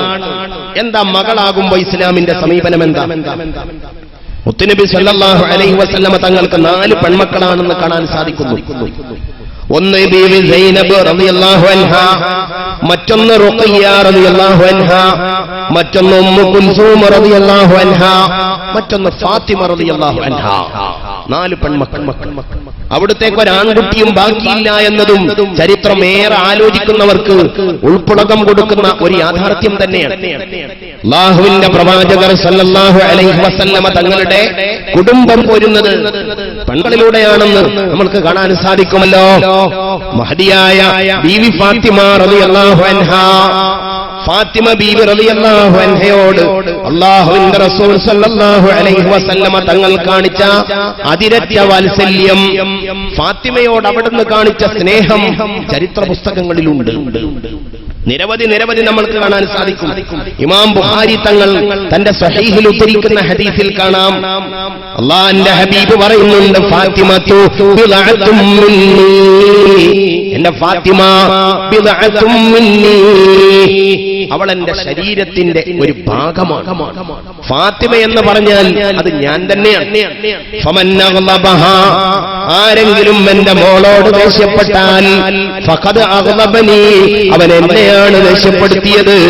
എന്റെ മോൾ എന്ന് പറഞ്ഞാൽ അതെന്റെ ശരീരത്തിന്റെ ഭാഗമാണെന്ന് അഷ്റഫുൽ ഖൽഖ് മുഹമ്മദുർ റസൂലുള്ളാഹി സ്വല്ലല്ലാഹു അലൈഹി വസല്ലം. ഇനി ഫാത്തിമ വീട്ടിലേക്ക് കയറി വരുമ്പോ എന്തായിരുന്നു ആ ബാപ്പയുടെ സ്നേഹം? ഫാത്തിമ വീട്ടിലേക്ക് കയറി വരുമ്പോ എങ്ങനെയായിരുന്നു ബാപ്പ സ്വീകരിച്ചിരുന്നത്? തുർമുദി ഉദ്ധരിക്കുന്ന ഹദീസ്, വഅന ആയിഷ റളിയല്ലാഹു അൻഹാ, ആയിഷ ബീവിയിൽ നിന്ന് നിവേദനം, കാലത്ത് ആയിഷ പറയുന്നു, മാ റഅയ്തു അഹദൻ, ഞാൻ ഒരാളെയും കണ്ടിട്ടില്ല, അശ്ബഹ സംസം വദല്ലൻ വഹദിയൻ ബിറസൂലില്ലാഹി സ്വല്ലല്ലാഹു അലൈഹി വസല്ലം, എല്ലാ അർത്ഥത്തിലും അല്ലാഹുവിന്റെ റസൂലിനോട് സാദൃശ്യമുള്ള ഒരാളെയും ഞാൻ കണ്ടിട്ടില്ല. ഫീ ഖിയാമിഹാ വഖുഊദിഹാ, നൃത്തത്തിലും നടത്തത്തിലും കിടത്തത്തിലും ഇരുത്തത്തിലും എന്ന് വേണ്ട എല്ലാ വേളയിലും എന്റെ പ്രിയപ്പെട്ട ഭർത്താവിനോടും അവിടത്തോട് സാദൃശ്യമുള്ള ഒരാളെയും ഞാൻ കണ്ടിട്ടില്ല. മിൻ ഫാത്തിമത ബിൻതി റസൂലുള്ളാഹി സ്വല്ലല്ലാഹു അലൈഹി വസല്ലമ തങ്ങളുടെ പ്രിയപ്പെട്ട മകൾ ഫാത്തിമയെ പോലെ അവിടത്തോട് സാദൃശ്യമുള്ള ഒരാളെയും ഞാൻ ലോകത്ത് കണ്ടിട്ടില്ല. ഫാത്തിമ ഇരിക്കുന്നത് കണ്ടാൽ എന്റെ റസൂൽ ഇരിക്കുന്നത് പോലെ, ഫാത്തിമ നടക്കുന്നത് കണ്ടാൽ എന്റെ നേതാവ് നടക്കുന്നത് പോലെ, ഫാത്തിമ എടുക്കുന്നത് കണ്ടാൽ എന്റെ നേതാവ് എടുക്കുന്നത് പോലെ, ഫാത്തിമ ഒന്ന് ചിരിച്ചാൽ അത് മുഹമ്മദുർ റസൂലുള്ളാഹി സ്വല്ലല്ലാഹു അലൈഹി വസല്ലമ തങ്ങളുടെ ചിരി പോലെ. അതായിരുന്നു ഫാത്തിമ. ആയിഷ ബീവി പറയുന്നു, എന്ന് മാത്രമല്ല, വകാനത്ത് ഇദാ ദഖലത് അലൻ നബി സല്ലല്ലാഹു അലൈഹി വസല്ലം, അലിയാർ തങ്ങളുടെ കൊച്ചു വീട്ടിൽ നിന്ന് എപ്പോഴെങ്കിലും ഫാത്തിമ റസൂലുള്ളാഹി സല്ലല്ലാഹു അലൈഹി വസല്ലമ തങ്ങളുടെ വീട്ടിലേക്ക് വന്നാൽ, ഫാത്തിമ ഇങ്ങ് വരുന്നത് കണ്ടാൽ ഖാമ ഇലൈഹാ, ബാപ്പ എന്ത് ചെയ്യുമെന്നറിയോ? ഖാമ ഇലൈഹാ, ഫാത്തിമ മോളുടെ അടുത്തേക്ക് ഇറങ്ങി അങ്ങ് ചെല്ലുമായിരുന്നു. ഫാത്തിമ ബീവി ഇങ്ങ് നടകയറി വരുമ്പോ ഇറങ്ങിച്ചെല്ലുന്ന ഒരു ബാപ്പ പെൺകുട്ടിയെ ഇത്രയേറെ ബഹുമാനിച്ച ഒരു നേതാവിനെ കാണുമോ? ആയിഷ പറയുന്നു, അവിടെ ചെല്ലുമെന്ന് മാത്രമല്ല, ഫഖബ്ബലഹാ, ഫാത്തിമയെ ചേർത്ത് പിടിച്ച് ചുംബനം കൊടുക്കുന്ന ഒരു ബാപ്പ തന്റെ മോള് കയറി വരുന്നത് കാണുമ്പോ ഇറങ്ങിച്ചെന്നിട്ട് പിടിച്ചിട്ട് മോളെ ഫാത്തിമ എന്ന് വിളിച്ചിട്ട് ചേർത്ത് പിടിച്ച് ചുംബനം കൊടുക്കും. എന്നിട്ടോ വഅജ്ലസഹാ ഫീ മജ്ലിസിഹി, താനിരിക്കുന്നതിന്റെ തൊട്ടപ്പുറത്തെ കസേരയിൽ ഫാത്തിമ മോൾ വത്തുമായി മുഹമ്മദ് റസൂലുള്ളാഹി സ്വല്ലല്ലാഹു അലൈഹി വസല്ലം തന്റെ മകളോട് കാണിച്ച സ്നേഹം. ഇനിയോ ആയിഷ പറയുന്നു, വകാനൻ നബിയ്യു സല്ലല്ലാഹു അലൈഹി വസല്ലം, അല്ലാഹുവിന്റെ റസൂൽ എപ്പോഴെങ്കിലും ഇദാ ദഖല അലൈഹാ, ഫാത്തിമന്റെ അടുത്തേക്ക് അങ്ങോട്ട് കയറി ചെന്നാൽ ബാപ്പയെ കാണേണ്ട താമസം മോളോടി വരും. എന്നിട്ടോ ബാപ്പയുടെ കൈ പിടിക്കും, ബാപ്പയെ പിടിച്ചാലിംഗനം ചെയ്യും. എന്നിട്ട് ബാപ്പയെ കൊണ്ടുപോയി ഒരിടത്തിരുത്താതെ ആ മോളിരിക്കാറില്ലെന്ന് മഹദിയായ ബീവി ആയിഷ റളിയല്ലാഹു അൻഹാ മകൾക്ക് കൊടുത്ത സ്നേഹം. ഇനിയും നിങ്ങൾ നോക്ക്, ഇനി എന്റെ പ്രിയപ്പെട്ട പെണ്ണേ, നീയും നിന്റെ ഭർത്താവും നിന്റെ മണിയറയിൽ കിടക്കുമ്പോ ഒരു ദിവസം നിന്റെ ബാപ്പ അപ്രതീക്ഷിതമായി വാതിൽ തുറന്ന് നിങ്ങൾ ചേർന്ന് കിടക്കുന്ന മണിയറയിൽ കയറിയാൽ എങ്ങനെയിരിക്കും? എന്തായിരിക്കും അവസ്ഥ? എത്ര ജാള്യത തോന്നും നിങ്ങൾ. ബാപ്പ പോവട്ടെ, മുതിർന്ന നിന്റെ മകൻ നീയും നിന്റെ ഭർത്താവും ചേർന്ന് കിടക്കുന്ന മുറിയിലേക്ക് അപ്രത്യക്ഷമായി ഇങ്ങ് കയറി വന്നാൽ എങ്ങനെയിരിക്കും? എന്നാൽ നോക്ക് നിങ്ങൾ, ആസുകല്ല് ചുറ്റിയിട്ട് രണ്ട് കൈയും പൊട്ടി നീരൊലിക്കുന്ന മോള് ഫാത്തിമ അല്ലാഹുവിന്റെ റസൂലിനോട് മടിച്ചുകൊണ്ടാണെങ്കിലും ഒരാവിലാതി ബോധിപ്പിക്കാൻ വേണ്ടി പോയിരുന്നല്ലോ. പോയപ്പോൾ അവിടെ ഉണ്ടായിരുന്നില്ല. ആയിഷയോട് വന്ന കാര്യം പറഞ്ഞു, ആയിഷ ബീവിയേ, എന്റെ രണ്ട് കൈകളിലോ ആസുകല്ല് ചുറ്റിയിട്ട് ഗോതമ്പരച്ചിട്ട് രണ്ട് കൈയിലും നീര് വന്ന് പൊട്ടിയിട്ട് നീരൊലിക്കുന്ന കൈയുമായിട്ട് നാളെയുടെ പെണ്ണുങ്ങളുടെ ലീഡറായ ഫാത്തിമ കടന്നു വന്നിരിക്കുന്നു. എന്താ മോളെ ഫാത്തിമ ബാപ്പയോട് പറയേണ്ടത്? ഫാത്തിമ പറഞ്ഞു, ഇവിടെ കുറച്ച് വേലക്കാരികളുണ്ടല്ലോ, ഇവിടെ കുറച്ച് അടിമ പെണ്ണുങ്ങളുണ്ടല്ലോ, അതിൽ ഒരെണ്ണത്തിനെ ഞങ്ങൾക്ക് തരാൻ ആയിഷ ബീവിയെ അങ്ങന്റെ ബാപ്പ വരുമ്പോൾ എന്ന് പറയുമോ? ആയിഷ ഭർത്താവ് വന്നപ്പോ പറഞ്ഞു, മോള് വന്നിരുന്നു, ഫാത്തിമ വന്നിരുന്നു എന്ന് കേട്ടാൽ അതിലും വലിയ വേറെന്ത് വിഷം. ഇതിനാണ് എന്റെ മോള് വന്നത്. മോള് വന്നത് ഇന്ന് ആവശ്യത്തിനപ്പോ ഉടുമുണ്ടിറങ്ങി എന്റെ മോളെ ആശ്വസിപ്പിക്കാതെ ഇന്നത്തെ കിടന്നാകുമ്പോ ഫാത്തിമ ബീവിയുടെ കൊച്ചുകൂരയിൽ ചെന്നപ്പോഴോ അലിയാര് തങ്ങളും ഫാത്തിമയും മുറിയിൽ കിടക്കുന്നു. അല്ലാഹുവിന്റെ റസൂൽ സല്ലല്ലാഹു അലൈഹി വസല്ലമ തങ്ങൾ എന്റെ ശരീരത്തിന്റെ ഒരു കഷ്ണമാണെന്ന് പറഞ്ഞ ഫാത്തിമയുടെ മുറിയിലേക്ക് അങ്ങ് കയറി ചെന്നപ്പോ അലിയാര് തങ്ങൾ പറയുന്നു, ഞാനാകെ ലജ്ജിച്ചുപോയി. ഞാനാണെങ്കിൽ കുപ്പായം ധരിച്ചിട്ടില്ല, ഉറങ്ങാൻ വേണ്ടി വസ്ത്രമൊക്കെ അയച്ചു വെച്ചിട്ട് ഒരു ഒറ്റ പുതപ്പിനുള്ളിൽ ഞങ്ങൾ രണ്ടാളും ചൂളിക്കിടക്കുമ്പോ തണുത്ത രാത്രിയിൽ ഫാത്തിമയുടെ പ്രിയപ്പെട്ട ബാപ്പ, എന്റെ പ്രിയപ്പെട്ട നേതാവ് മുഹമ്മദുർ റസൂലുള്ളാഹി സ്വല്ലല്ലാഹു അലൈഹി വസല്ലമ തങ്ങളിലേക്ക് കയറി വന്നു. എനിക്ക് എണീക്കാൻ പ്രയാസം, കാരണം ഈ പുതപ്പൊന്ന് മാറ്റിയാൽ കുപ്പായമിടാത്ത എന്റെ ശരീരം അവിടുന്ന് കാണുമല്ലോ. ആരാണ് അവിടുന്ന്? അവിടുത്തെ മുന്നിൽ അനാദരവ് കാണിക്കുകയോ? ഞാനിങ്ങനെ ചൂളിച്ചൂളി കളിക്കുന്നത് കണ്ടിട്ട് എന്റെ ഫാത്തിമക്കാണെങ്കിൽ ലജ്ജ കൊണ്ട് അവിടെ നിന്ന് എണീറ്റോടാൻ തത്രപ്പെടുന്ന ഫാത്തിമയോടും എന്നോടും രണ്ട് കൈ ഇങ്ങനെ വെച്ചിട്ട് അവിടെ നിന്ന് പറഞ്ഞു അവിടെ കിടക്കാൻ പറഞ്ഞു.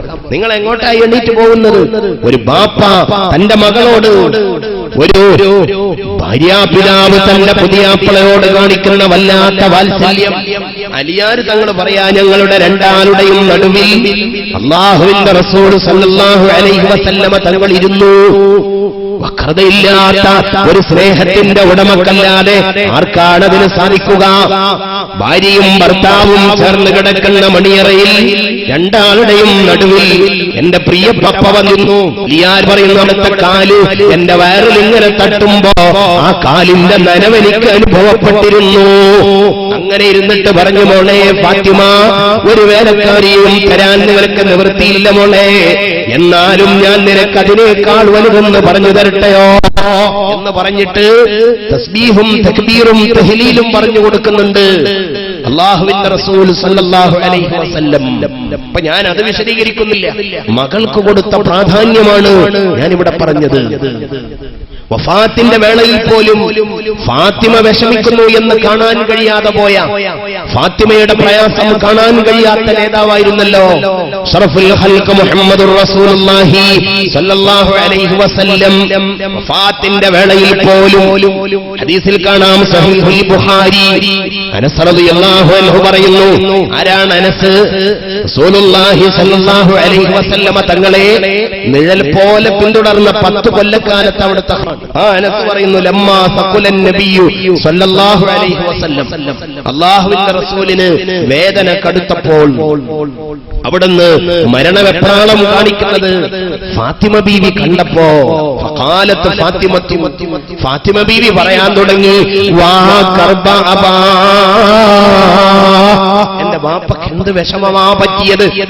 എല്ലാ വിഷമവും കണ്ട മോളല്ലേ ഫാത്തിമ. അബൂജഹ്ലാദി കിങ്കരന്മാർ ഒട്ടകത്തിന്റെ കുടൽമാല കഴുത്തിൽ ചാർത്തിയപ്പോ ഫാത്തിമ അന്ന് കൊച്ചുമോളാണ്, ഫാത്തിമ അന്ന് കുഞ്ഞുമോളാണ്. അവിടുന്ന് സുജൂദിൽ നിന്ന് പൊങ്ങാൻ കഴിയാതെ വല്ലാതെ വിഷമിക്കുന്നത് കണ്ടപ്പോ ഓടിച്ചെന്നിട്ട് ആ കഴുത്തിൽ നിന്ന് കടുത്ത ഭാരം സ്വശരീരം പണയം വെച്ച് വലിച്ചു പൊക്കിക്കൊടുത്ത മോളല്ലേ ഫാത്തിമ റളിയല്ലാഹു അൻഹാ. വീണ്ടും നോക്ക് നിങ്ങൾ, യുദ്ധഭൂമിയിൽ നിന്ന് മുറിവ് പറ്റിയ മുത്തുനബിയുടെ ശരീരത്തിലെ ചോര വാർന്നപ്പോ അത് കണ്ടുനിന്ന് സഹിക്കാൻ കഴിയാതെ ഫാത്തിമ വെള്ളമൊഴിക്കും, അലിയാര് തങ്ങൾ കഴുകും, അലി കഴുകും, ഫാത്തിമ വെള്ളമൊഴിക്കും, ചോര നിൽക്കുന്നില്ലെന്ന് കണ്ടപ്പോ താൻ കിടന്ന പായ കത്തിച്ചിട്ട് അതിന്റെ കരി കൊണ്ടുപോയി തന്റെ പൊന്നുപ്പാന്റെ നെറ്റിയിൽ വെച്ചു കൊടുത്ത മോളല്ലേ ഫാത്തിമ. ആ ഫാത്തിമ മോള് നേരിട്ട് കാണുകയാണ് അവിടുത്തെ വഫാത്തിന്റെ രംഗം. ആ രംഗം ഇങ്ങനെ കാണും. ആ വിഷമം ഇങ്ങനെ കണ്ടപ്പോൾ വാപ്പയുടെ വിഷമം കണ്ടിട്ട് മോള് പറഞ്ഞു, വാ കർബ അബാ, എന്റെ വാപ്പക്ക് വന്നോ ഒരു പ്രയാസം. എന്നും എന്റെ വാപ്പക്ക് വിഷമമാണ്, ഇന്നും എന്റെ വാപ്പ സഹിക്കുന്നത് ആർക്കും താങ്ങാൻ കഴിയാത്ത വിഷമമാണല്ലോ. മോളത് പറഞ്ഞപ്പോ ബാബസ്കുമോ ആരാന്റെ മോട്ടും അവളെന്റെ ശരീരത്തിന്റെ ഒരു കഷ്ണമാണ്. അല്ലാഹുവിന്റെ ഹബീബ് ഉടൻ തന്നെ പറഞ്ഞു, മോളെ ഫാത്തിമ, ലൈസ അലാ അബീകി കർബും ബഅദൽ യൗം, ഇന്നത്തെ ദിവസം ഇന്ന് കഴിഞ്ഞാൽ മോളെ നിന്റെ ബാപ്പക്ക് ഭ്രമമില്ല മോളെ, നിന്റെ ബാപ്പന്റെ വിഷമം ഇന്നത്തോടെ തീർന്നല്ലോ, ഇനി നിന്റെ ബാപ്പ വിഷമിക്കേണ്ടി വരില്ല മോളെ. ആ വഫാത്തിന്റെ കിടക്കയിലും മകളോട് സ്വകാര്യം പറയുന്ന ഒരു ബാപ്പയെ നമ്മൾക്ക് കാണാം. ഇമാം ബുഖാരി തങ്ങൾ തന്റെ സഹീഹിൽ അത് ഉദ്ധരിക്കുന്നുണ്ട്. ആരൊക്കെയോ പറഞ്ഞ കാര്യങ്ങളല്ല, സഹീഹുൽ ബുഖാരിയിൽ കാണാം. വഫാത്തിന്റെ കിടക്കയിൽ അവിടുന്ന് വേദ കടിച്ചമർത്തുമ്പോ, ഫാത്തിമ പ്രാണപ്പെടുമ്പോ അവിടുന്ന് ആംഗ്യം കാണിച്ചു, മോളെ ഫാത്തിമ നിന്റെ കാതൊന്നെന്റെ ചുണ്ടിനോടടുപ്പിക്കുമോ? ലോകത്തിന് നന്മ മാത്രം പറഞ്ഞുകൊടുത്ത ചുണ്ട് ലക്ഷക്കണക്കിന് സഹാബത്തിൽ മുൻനിർത്തിയിട്ട് എന്നെ ഏൽപ്പിക്കപ്പെട്ടതൊക്കെ ഞാൻ നിങ്ങൾക്ക് എത്തിച്ചു തന്നില്ലയോ എന്ന് പ്രബലമായി വിളിച്ചു ചോദിച്ചപ്പോൾ ചലിച്ച അവിടുത്തെ ചുണ്ട്, ആ ചുണ്ടത്തെ കർമ്മമോളുടെ കാത് ചേർത്ത് വെച്ചപ്പോൾ അവിടുന്ന് എന്തോ ഒരു രഹസ്യം പറഞ്ഞു. ആയിഷ തൊട്ടപ്പുറത്തുണ്ട്. ആയിഷയുടെ മടിയിൽ കിടന്നിട്ടാണല്ലോ അവിടുന്ന് വഫാത്താകുന്നത്. ആയിഷയും പറയുന്നുണ്ട്, ഇൻഷാ അല്ലാഹ് ഞാനത് പറഞ്ഞു വരാം. ഭാര്യയുടെ കഥ പറയുമ്പോ ആയിഷയുടെ കഥ പറയാം. ആയിഷന്റെ മടിയിൽ ഇങ്ങനെ കിടക്കുമ്പോ ചെവിയിലൊരു സ്വകാര്യം ഫബക്കത്ത്. അത് കേട്ടപ്പോൾ ഫാത്തിമ വല്ലാതെ കരഞ്ഞുപോയി. ഫാത്തിമ കരഞ്ഞുകൊണ്ട് പിന്നെയും നേരെ നിന്നു. പാപ്പാന്റെ വിഷമം കാണുമ്പോ പിന്നെയും വിളിച്ചു, മോളെ ഇങ്ങോട്ട് വരുമോ? ഏത് വാപ്പയായിരിക്കും തന്റെ മകളോട് ഇത്ര സ്നേഹം കാണിച്ചിട്ടുണ്ടാവുക? പിന്നെയും വിളിച്ചു. പിന്നെയും എന്തോ കാതിലൊരു സ്വകാര്യം പറഞ്ഞു. അത് കേട്ടപ്പോ കാർമേഘത്തിനിടയിൽ തെളിഞ്ഞു വരുന്ന അമ്പിളിമാമനെ പോലെ ഫാത്തിമ മോളുടെ മുഖത്തൊരു പുഞ്ചിരി വന്നു. ആദ്യം കരഞ്ഞ മോള് രണ്ടാമത് ചിരിക്കുന്നു. ഫാത്തിമ ആരോടും കഥ പറഞ്ഞില്ല.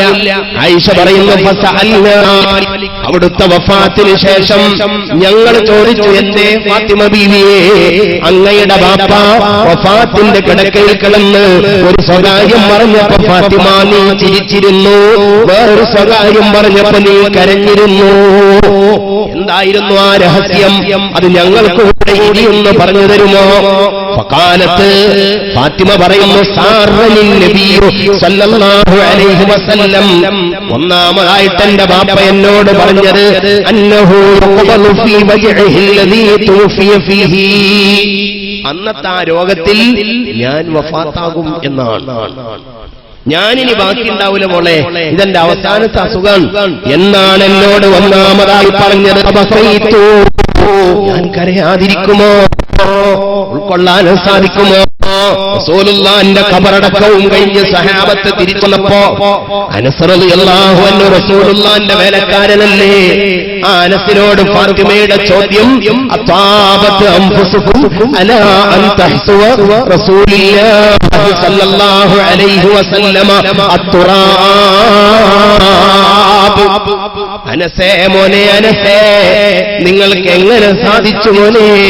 മണ്ണിൽ കെട്ട് വലകച്ചിട്ട് മേലേക്ക് നിങ്ങൾ മണ്ണ് വീട്ടോ സഹാബത്തെ, നിങ്ങൾക്കെങ്ങനെ സാധിച്ചു സഹേ? ആരുടെ മേലെയാ മണ്ണ് വാരിയിട്ടത്? അഷ്റഫായ നബി മുഹമ്മദുർ റസൂലുള്ളാഹി സ്വല്ലല്ലാഹു അലൈഹി വസല്ലം. ആ റസൂലുള്ളാഹിന്റെ മേലെ സത്യത്തിൽ നിങ്ങൾ മണ്ണ് വാരിയിട്ടോ അനസേ? അനസിനോട് ചോദിക്കുന്നുണ്ട്. അപ്പോ ഫാത്തിമ പറയാ, ആദ്യം എന്നോട് പറഞ്ഞത് ആ രോഗത്തിൽ ഞാനങ്ങ് വഫാത്താകുമെന്നാണ്. അത് കേട്ടപ്പോഴാണ് ഫബകൈതു, ഞാൻ വല്ലാതെ കരഞ്ഞുപോയത്.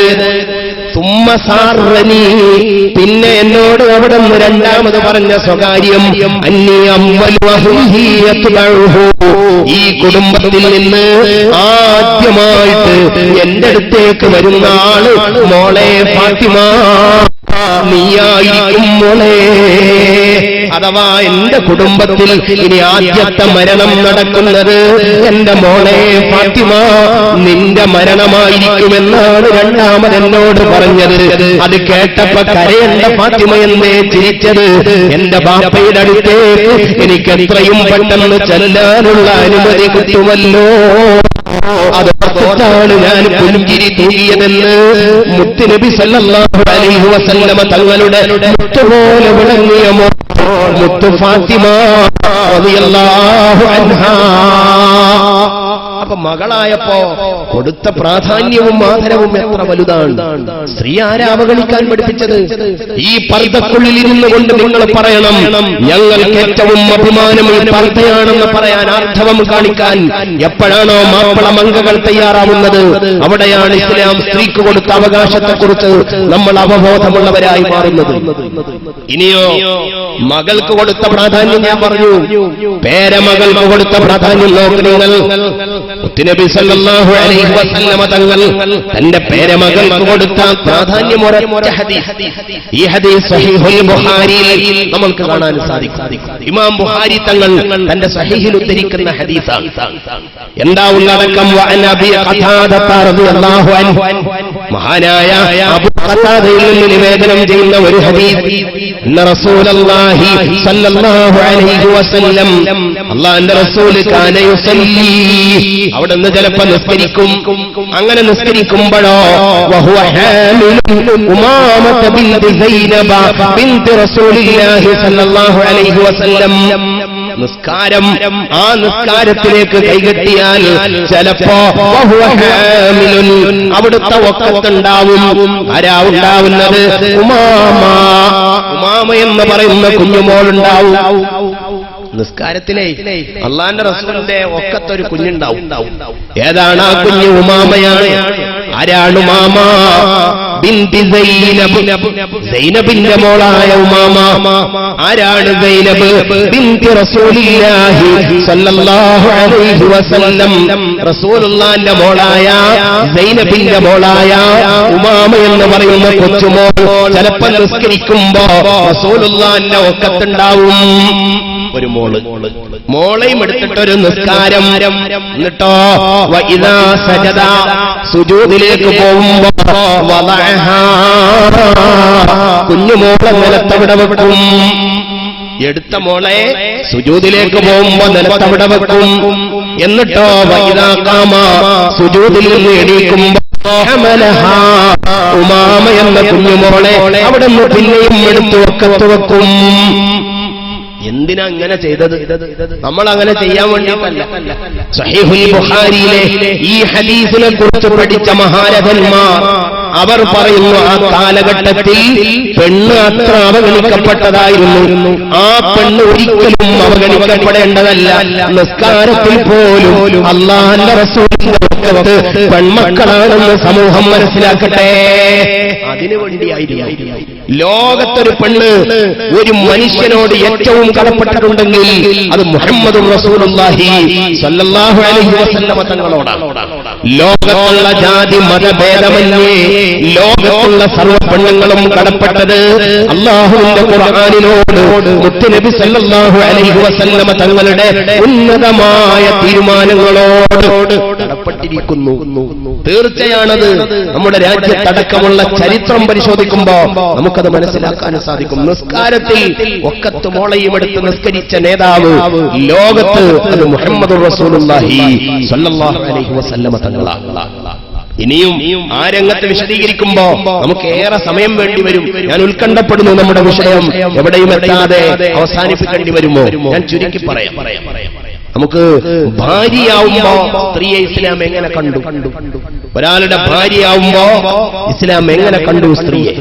വിശുദ്ധ ഖുർആനിലെ സൂറത്തുൻ നിസായിലെ 34-ാമത്തെ വചനം ഏറെ ചർച്ച ചെയ്യപ്പെടുകയും ഇസ്ലാമിനെ വിമർശിക്കപ്പെടാൻ വിമർശകന്മാർ ആയുധമാക്കുകയും ചെയ്ത ഒരായുധമാണ് സൂറത്തുൻ നിസായിലെ 34-ാമത്തെ വചനം.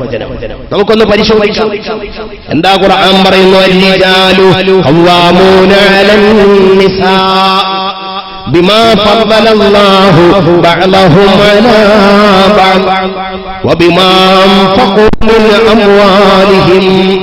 നമുക്ക് ഇന്നത്തേക്ക് ചർച്ച ചെയ്യാൻ അത് മതിയാവും. എന്താ ആയത്തിന്റെ ഉള്ളടക്കം? അർരിജാലു, പുരുഷന്മാർ, ഖവ്വാമൂന അലൻ നിസാ,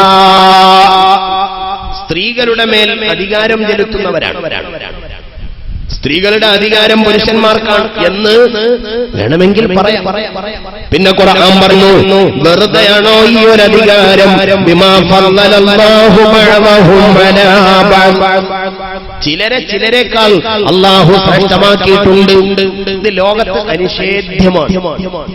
ലോകത്തുള്ള എല്ലാം ഒരുപോലെയാണോ? ലോകത്തുള്ള സർവ്വ മനുഷ്യരും ഒരുപോലെയാണോ? ചിലരെക്കാൾ അല്ലാഹു ചില വിഷയങ്ങളിൽ ആദരിച്ചിട്ടുണ്ട്. വബിമാ അൻഫഖൂ മിൻ അംവാലിഹിം, പുരുഷന്മാർ അവരുടെ സമ്പത്തിൽ നിന്ന് ചെലവ് ചെയ്യുന്നു, അതാണ് വേറൊരു കാരണം. ഇനി നമ്മൾ ഈ ആയത്തൊന്ന് വിശദീകരിക്കാം. എന്താ ഇസ്ലാം പുരുഷന് അധികാരം കൊടുത്തു എന്ന് പറഞ്ഞതിന്റെ അർത്ഥം? പുരുഷനാണ് കുടുംബത്തിന്റെ മേധാവി എന്ന് പറഞ്ഞതിന്റെ അർത്ഥം എന്താ?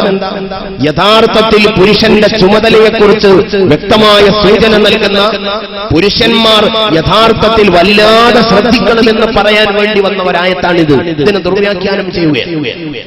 പുരുഷന്റെ ചുമതലയെക്കുറിച്ച് പറയാൻ അള്ളാഹുവിന്റെ ഖുർആൻ ശ്രമിച്ചത് സ്ത്രീക്കെതിരായി കൊണ്ടു നടക്കാൻ വിമർശകന്മാർ ബോധപൂർവം ശ്രമിക്കുകയാണ്. അവർക്കറിയാഞ്ഞിട്ടല്ല. ഈ ആയത്തിൽ തന്നെ നോക്കൂ നിങ്ങൾ, സ്ത്രീകളുടെ പരിപൂർണ ചെലവും പുരുഷനെ ഏൽപ്പിച്ചുകൊണ്ടാ പറയുന്നത്. പുരുഷനാണ് സ്ത്രീയെ നിയന്ത്രിക്കേണ്ടതെന്ന്.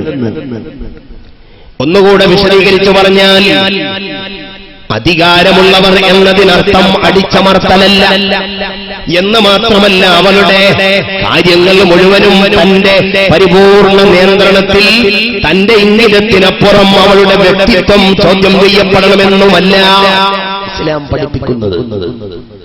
ഭർത്താവിനോട് ധിക്കരിക്കേണ്ട കാര്യത്തിൽ ധിക്കരിച്ച പെണ്ണാണ് ലോകത്തെ നമ്പർ 1 മുഅ്മിൻ എന്നാണ് ഖുർആൻ പഠിപ്പിച്ചത്. അതും കൂടെ കാണണം വിമർശകന്മാർ. ഖിയാമത്ത് നാൾ വരെ ജീവിക്കുന്ന മുഅ്മിനീങ്ങൾക്ക് സാമ്പിൾ സൂറത്തു തഹ്രീമിലെ 11ാമത്തെ വചനം, വറബല്ലാഹു മസലൻ ലില്ലദീന ആമനു ഇംറഅത ഫിർഔൻ, ഫിർഔന്റെ ഭാര്യ. ആ ഫിർഔന്റെ ഭാര്യക്കുള്ള പത്രാസ് ഖുർആൻ പറയുന്നു, തന്റെ ഭർത്താവ് അനാവശ്യത്തിന് ആവശ്യപ്പെട്ടപ്പോ സാധ്യമല്ലെന്ന് വിളിച്ചു പറയാൻ കാണിച്ച ആർജവത, ആ ഒരു ആർജവതയായിരുന്നു ആസിയ ബീവിയുടെ പ്ലസ് പോയിന്റ് എന്ന് പരിശുദ്ധ ഖുർആൻ. ഈ പറഞ്ഞതിന്റെ അർത്ഥം എന്താ? ഭാര്യ എന്ന് പറഞ്ഞാൽ ഭർത്താവ് എന്ത് പറഞ്ഞാലും അംഗീകരിച്ചു കൊടുക്കണ്ട ഒരു പാവ എന്നല്ല ഇസ്ലാം കാണുന്നത്. പറയേണ്ടത് ആരുടെ മുഖത്ത് നോക്കിയും പറയാം. ഈജിപ്തിന്റെ ഭരണാധികാരിയായ ഫറോവയുടെ മൂക്കിന് നേരെ നിന്നിട്ട് എന്റെ കൽബ് നിനക്ക് തരാൻ മനസ്സില്ലടാ എന്ന് പറയാൻ ആർജവം കാണിച്ച ബീവി ആസിയയാണ് സ്വർഗത്തിന്റെ ബ്രാൻഡ് അംബാസഡർ, ലോകമുഅ്മിനീങ്ങളുടെ റോൾ മോഡൽ എന്ന് പരിശുദ്ധ ഖുർആൻ. അപ്പൊ ഇസ്ലാമിനെ ബോധപൂർവം ചിലർ വിമർശിക്കാൻ ഈ ആയത്ത് ഉപയോഗിക്കുകയാണ്. നിങ്ങൾ ആലോചിച്ച് നോക്കൂ, ഇവിടെ വളരെ വ്യക്തമായി ഇതിന്റെ കാരണം ഖുർആൻ പറയുന്നു. എല്ലാം ഒരുപോലെ അല്ലെന്ന് ഞാൻ പറഞ്ഞു. ഇത് സമ്മതിക്കാത്തവർ ലോകത്താരാ ഉള്ളത്? ബിമാ ഫളലല്ലാഹു ബഅദഹും അലാ ബഅദ്, സ്ത്രീകൾക്ക് ചില പരിമിതികളുണ്ട്. സ്ത്രീകളുടെ പരിമിതി അംഗീകരിക്കാത്തവരുണ്ടോ? സ്ത്രീകളുടെ പരിമിതി അംഗീകരിക്കാത്തവരാരാ ഉള്ളത്? മാസത്തിൽ അവർക്ക് അശുദ്ധി ഉണ്ടാവുമെന്നറിയാത്തവരാരാ ഉള്ളത്? ഗർഭിണിയായാൽ അവൾക്ക് പ്രസവിക്കണം, അതിന് കാലതാമസമെടുക്കും, അവർക്ക് വിശ്രമിക്കണം, 2 കൊല്ലം കുഞ്ഞുമക്കൾക്ക് മുലയൂട്ടണം, ഇതൊക്കെ അറിയാത്തവരാരാ? ഇത്ര തന്നെയാണ് ഖുർആനും പറഞ്ഞത്. ചില ഘട്ടങ്ങളിൽ സ്ത്രീകൾക്ക് പുരുഷന്മാരെക്കാൾ പ്രവർത്തിക്കാനുള്ള കായിക ബലമോ സാഹസികതയോ അവർക്കില്ല. അതുകൊണ്ട് കുടുംബത്തിന്റെ ഭാരം പെണ്ണുങ്ങളെ ഏൽപ്പിച്ചു കൊടുത്താൽ അത് വിഷമമാകും, പ്രയാസമാകും. അതുകൊണ്ട് പുരുഷന്മാരെ, സാധുക്കളായ പെണ്ണുങ്ങളെ, നിങ്ങൾ കൊട്ടയും വികാസം എടുത്തിട്ട് അങ്ങാടിയിലിറക്കരുത്. മറ്റിതരരെ പോലെ തെങ്ങിന്റെ മുകളിൽ പാഞ്ഞു കയറാനും മാവിന്റെ കൊമ്പത്ത് അള്ളിപ്പിടിക്കാനും ആയിഷയും ഖദീജയും പോവണ്ട. അവൾക്ക് വേണ്ട ഉപ്പ് മുതൽ കർപ്പൂരം വരെ നിങ്ങൾ കൊണ്ടുകൊടുക്കണമെന്ന് പറഞ്ഞത് സ്ത്രീ വിരോധമോ സ്ത്രീകളോട് കാണിച്ച ആദരവോ? ഇതാ ഇസ്ലാം ചെയ്തത്. അപ്പോ യഥാർത്ഥത്തിൽ ലോകത്ത് ഇസ്ലാം സമൂഹമധ്യത്തിൽ പറഞ്ഞത് ലോകം ഏറ്റെടുക്കേണ്ട തിയറികളാണ്. ഇത് ഉൾക്കൊള്ളാൻ നമ്മൾക്ക് സാധിക്കണം. അല്ലാതെ ആണിനും പെണ്ണിനും അല്ലാഹുവിങ്കൽ സ്ഥാനം വേറെയാണെന്നല്ല. പരിശുദ്ധ ഖുർആൻ ഒരുപാട് സ്ഥലങ്ങളിൽ അതെടുത്തു പറയുന്നുണ്ട്. ഒന്ന് കേട്ടോളൂ, അന്നിസായിലെ 24-ാമത്തെ വചനം ومن يعمل من الصالحات من ذكر أو أنثى وهو مؤمن فأولئك يدخلون الجنة ولا يظلمون نقيرا ومن يعمل من الصالحات ആരെങ്കിലും നല്ലത് പ്രവർത്തിച്ചാൽ മിൻ ദക്കറിൻ ഔ ഉൻസാ ആണും ളുഹർ നമസ്കരിച്ചു പെണ്ണും ളുഹർ നമസ്കരിച്ചു ആണിന്റെ നിസ്കാരത്തിന് ദറജ കൂടുതൽ പെണ്ണിന്റെ നിസ്കാരത്തിന് കുറവ് അങ്ങനെയല്ല അവിടെ അള്ളാന്റെ നോട്ടം വഹുവ മുഅ്മിനുൻ മുഅ്മിനാണോ ഈമാനുണ്ടോ തഖ്വയുണ്ടോ ആണാണോ പെണ്ണാണോ എന്നല്ല തീർച്ചയായും അവർ സ്വർഗാവകാശികൾ അവിടെ ആണെന്നോ പെണ്ണെന്നോ നോക്കിയിട്ട് ആണിന്റെ നിസ്കാരത്തിന് 40 മാർക്ക് പെണ്ണിന്റെ നിസ്കാരത്തിന് 20 മാർക്ക് അങ്ങനെയില്ല ഒരു സ്ഥലത്ത് മാത്രമൊന്നുമല്ല വേറെ നോക്കുക സൂറത്തുൻ നഹ്ലിലെ 97-ാമത്തെ വചനം അല്ലാഹുവിന്റെ ഖുർആൻ പറയുന്നു من عمل صالحا من ذكر أو أنثى وهو مؤمن فلنحيينه حياة طيبة ولنجزينهم أجرهم بأحسن ما كانوا يعملون നിരവധി സ്ഥലങ്ങളിൽ കാണാം അത് വിശദീകരിച്ചാൽ നാം എവിടെയും എത്താതെ പോകും ആരെങ്കിലും നല്ലത് പ്രവർത്തിച്ചാൽ ആണാകാം പെണ്ണാകാം മാനദണ്ഡം വഹിയ മുഅ്മിൻ മുഅ്മിനായിരിക്കണം വഹുവ മുഅ്മിൻ മുഅ്മിനായിരിക്കണം എന്നതാണ് മാനദണ്ഡം അല്ലാഹുവിന്റെ ഖുർആൻ പറയുന്നു ഫലനുഹിയന്നഹു ഹയാതൻ തയ്യിബ ആണായാലും പെണ്ണായാലും അവർക്ക് നാം നല്ലൊരു ജീവിതം കൊടുക്കും ആഖിറത്തിൽ നല്ലൊരു ഭാവി നമ്മൾ അവർക്ക് കൊടുക്കും അപ്പോ ആരാധനാ കർമ്മങ്ങളിൽ ആണിനെയും പെണ്ണിനെയും വേർതിരിക്കുന്ന ശൈലി ഇസ്ലാമിലില്ല ഇനി നോക്കൂ നിങ്ങൾ രണ്ടാമതായിട്ട് പുരുഷന് കുടുംബത്തിന്റെ അധികാരം കൊടുക്കാനുള്ള കാരണം ഖുർആൻ പറഞ്ഞത് അവരുടെ സമ്പത്ത് ചെലവഴിക്കുന്നു എന്നതുകൊണ്ടാണ് പരിപൂർണമായ ചെലവുകൾ പുരുഷന്റെ ചുമലിലാണ് ഇസ്ലാം ഏൽപ്പിച്ചു കൊടുത്തത് മാന്യമായി നൽകിയില്ലെങ്കിൽ ഭർത്താവിന്റെ മുതലിൽ കൈകടത്താനുള്ള അധികാരം വരെ അല്ലാഹുവിന്റെ റസൂൽ പെണ്ണുങ്ങൾക്ക് കൊടുത്തത് നമ്മൾക്ക് ഹദീസിന്റെ താളുകളിൽ നിന്ന് വായിച്ചെടുക്കാൻ സാധിക്കും ഉദാഹരണമായി നോക്കൂ നിങ്ങൾ ഇമാം ബുഖാരിയും മുസ്ലിമും അവരവരുടെ സഹീഹുകളിൽ ഉദ്ധരിക്കുന്ന വളരെ പ്രശസ്തമായ ഒരു ഹദീസ്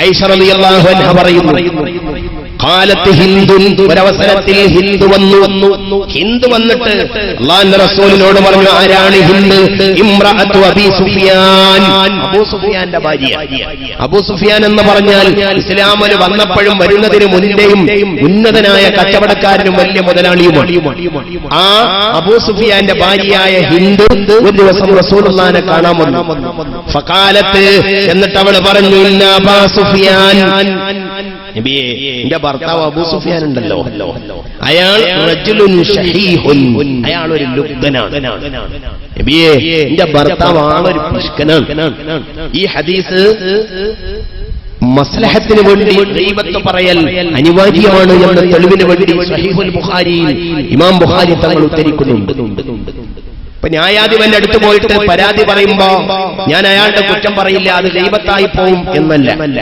നാട്ടിലെ ഖാദിയുടെ അല്ലെങ്കിൽ മഹല്ല് കമ്മിറ്റി ഒരു മസ്ലഹത്തിന് വിളിച്ചാൽ അവിടെ ചിലപ്പോൾ ചിലരുടെ കുറ്റങ്ങൾ പറയേണ്ടി വരും ഇത് അനുവദനീയമാണെന്ന് തെളിയിക്കാൻ ഇമാം ബുഖാരി തങ്ങൾ ഈ ഹദീസ് തന്റെ സഹീഹിൽ ഉദ്ധരിക്കുന്നത് കാണാം അപ്പോ ഹിന്ദ് വന്നിട്ട് പറയുന്നു ഇന്നാ അബൂ സുഫിയാന റജുലുൻ ശഹീഹുൻ എന്റെ ഭർത്താവ് അബൂ സുഫിയാൻ ആളൊരു പിശുക്കനാണ് എന്താ അയാളുടെ സ്വഭാവം വലൈസ യുഅ്തീനി എനിക്ക് തരാറില്ല നബിയേ മാ യക്ഫീനി വവലദീ എനിക്കും എന്റെ കുഞ്ഞിനും വേണ്ടത് മാന്യമായിട്ട് അയാൾ തരൂല 1 കിലോ അരി വേണ്ടെടുത്ത് അയാൾ 1/2 കിലോ തരും ഞാൻ അതുകൊണ്ടാകെ കഷ്ടപ്പെട്ടു അപ്പൊ പിന്നെ ഞാനൊരു പണിയൊപ്പിക്കും അബൂ സുഫിയാൻ കുപ്പായം വെച്ചിട്ടാൽ ഞാൻ പതുക്കെ കീശയിൽ കൈയിടും എന്നിട്ടോ നോട്ടുകെട്ടിന്റെ ഇടയിൽ നിന്ന് ചിലത് മാറ്റിവെക്കാറുണ്ട് നബിയേ ഇതെനിക്ക് അനുവദനീയമാണോ ഞാൻ ചിലപ്പോ അബൂ സുഫിയാൻ തലേണന്റെ അടിയിൽ കൊണ്ടുവെക്കുന്നതിൽ നിന്ന് ഒരിത്തിരി കട്ട് മാറ്റി വെക്കും. ഇതെനിക്ക് എടുക്കാൻ പറ്റുമോ? ഇത് ചോദിക്കാനാ ഞാൻ വന്നത്. എന്തിനാ ഞാൻ എടുക്കുന്നത്? എനിക്ക് മാന്യമായിട്ട് തരാത്തത് കൊണ്ടാണ്. ഇസ്ലാം സ്ത്രീകൾക്ക് കൊടുക്കുന്ന അംഗീകാരം നോക്കണം. ഏതോ ഒരുത്തനെ വിളിക്കാൻ ഫോണിൽ കാശ് കയറ്റി ചുരണ്ടിക്കയറ്റാനല്ല, അങ്ങനെ തെറ്റിദ്ധരിക്കണ്ട. അല്ലെങ്കിൽ അനാവശ്യത്തിനല്ല. ഹിന്ദെടുക്കുന്നത് തനിക്കും തന്റെ മക്കൾക്കും ആവശ്യമായ അന്നം വാങ്ങാൻ ഭർത്താവ് തരുന്നത് മതിയാകാതപ്പോ ഞാൻ പതുക്കായാളറിയാതെ എടുക്കാറുണ്ട് നബിയേ, ഇതെനിക്ക് ഹലാലാണോ? ഇത് ചോദിക്കാനാ ഞാൻ വന്നത്. പിശുക്കന്മാരാരെങ്കിലും ഉണ്ടെങ്കിൽ പൈസ എണ്ണീറ്റ് വെച്ചാൽ മതി. ഇനി ചിലപ്പോ കാശിന്റെ എണ്ണം കുറഞ്ഞു എന്ന് വരാം. അള്ളാന്റെ റസൂല് പറഞ്ഞു, ഖുദീ മാ യക്ഫീകി വവലദകി ബിൽ മഅറൂഫ്. നിനക്കും നിന്റെ മക്കൾക്കും വേണ്ടത്, നിന്റെ മകനും വേണ്ടത് മാന്യമായിട്ട് അയാളുടെ കീശയിൽ നിന്നെടുത്തോ. അത് നിനക്ക് ഹലാലാണെന്ന് മാത്രമല്ല, അത് നിന്റെ അവകാശമാണെന്ന് മുഹമ്മദുർ റസൂലുള്ളാഹി സ്വല്ലല്ലാഹു അലൈഹി വസല്ലം.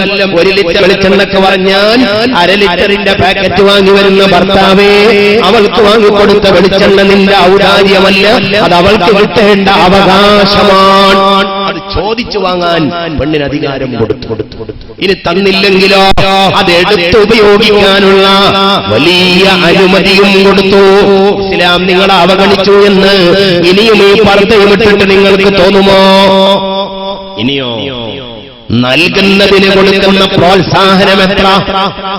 ഭാര്യയ്ക്ക് ചെലവ് ചെയ്യുന്നതിനെ ഇസ്ലാം പ്രോത്സാഹിപ്പിക്കുന്നത് എത്ര? ഈ ഹദീസ് കേട്ടോളൂ, സഹീഹ് മുസ്ലിമിലുള്ള ഹദീസ്. എന്താ?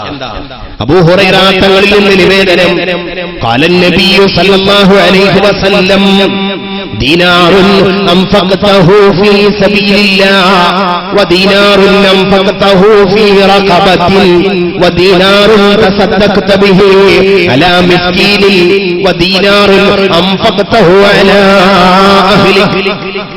ഒരാൾ 1 ദീനാർ, ഒരു 100 രൂപ എന്ന് നമ്മൾക്ക് അങ്ങ് സങ്കല്പിക്കാം. ഒരാൾ ഒരു 100 രൂപ ചെലവ് ചെയ്തു ഫീ സബീലില്ലാഹ്. ഫീ സബീലില്ലാഹ് ഒരു 100 രൂപ, അല്ലാഹുവിന്റെ മാർഗത്തിൽ ഒരു 100 രൂപ. പിന്നെയോ അടിമയുടെ കാര്യത്തിൽ നീ ഒരു 100 രൂപ ചെലവ് ചെയ്തു. ഒട്ടിയവാറുള്ള ഒരു മിസ്കീനിന് 100 രൂപ ചെലവ് ചെയ്തു. നിന്റെ കുടുംബത്തിനും ഒരു 100 ചെലവ് ചെയ്തു.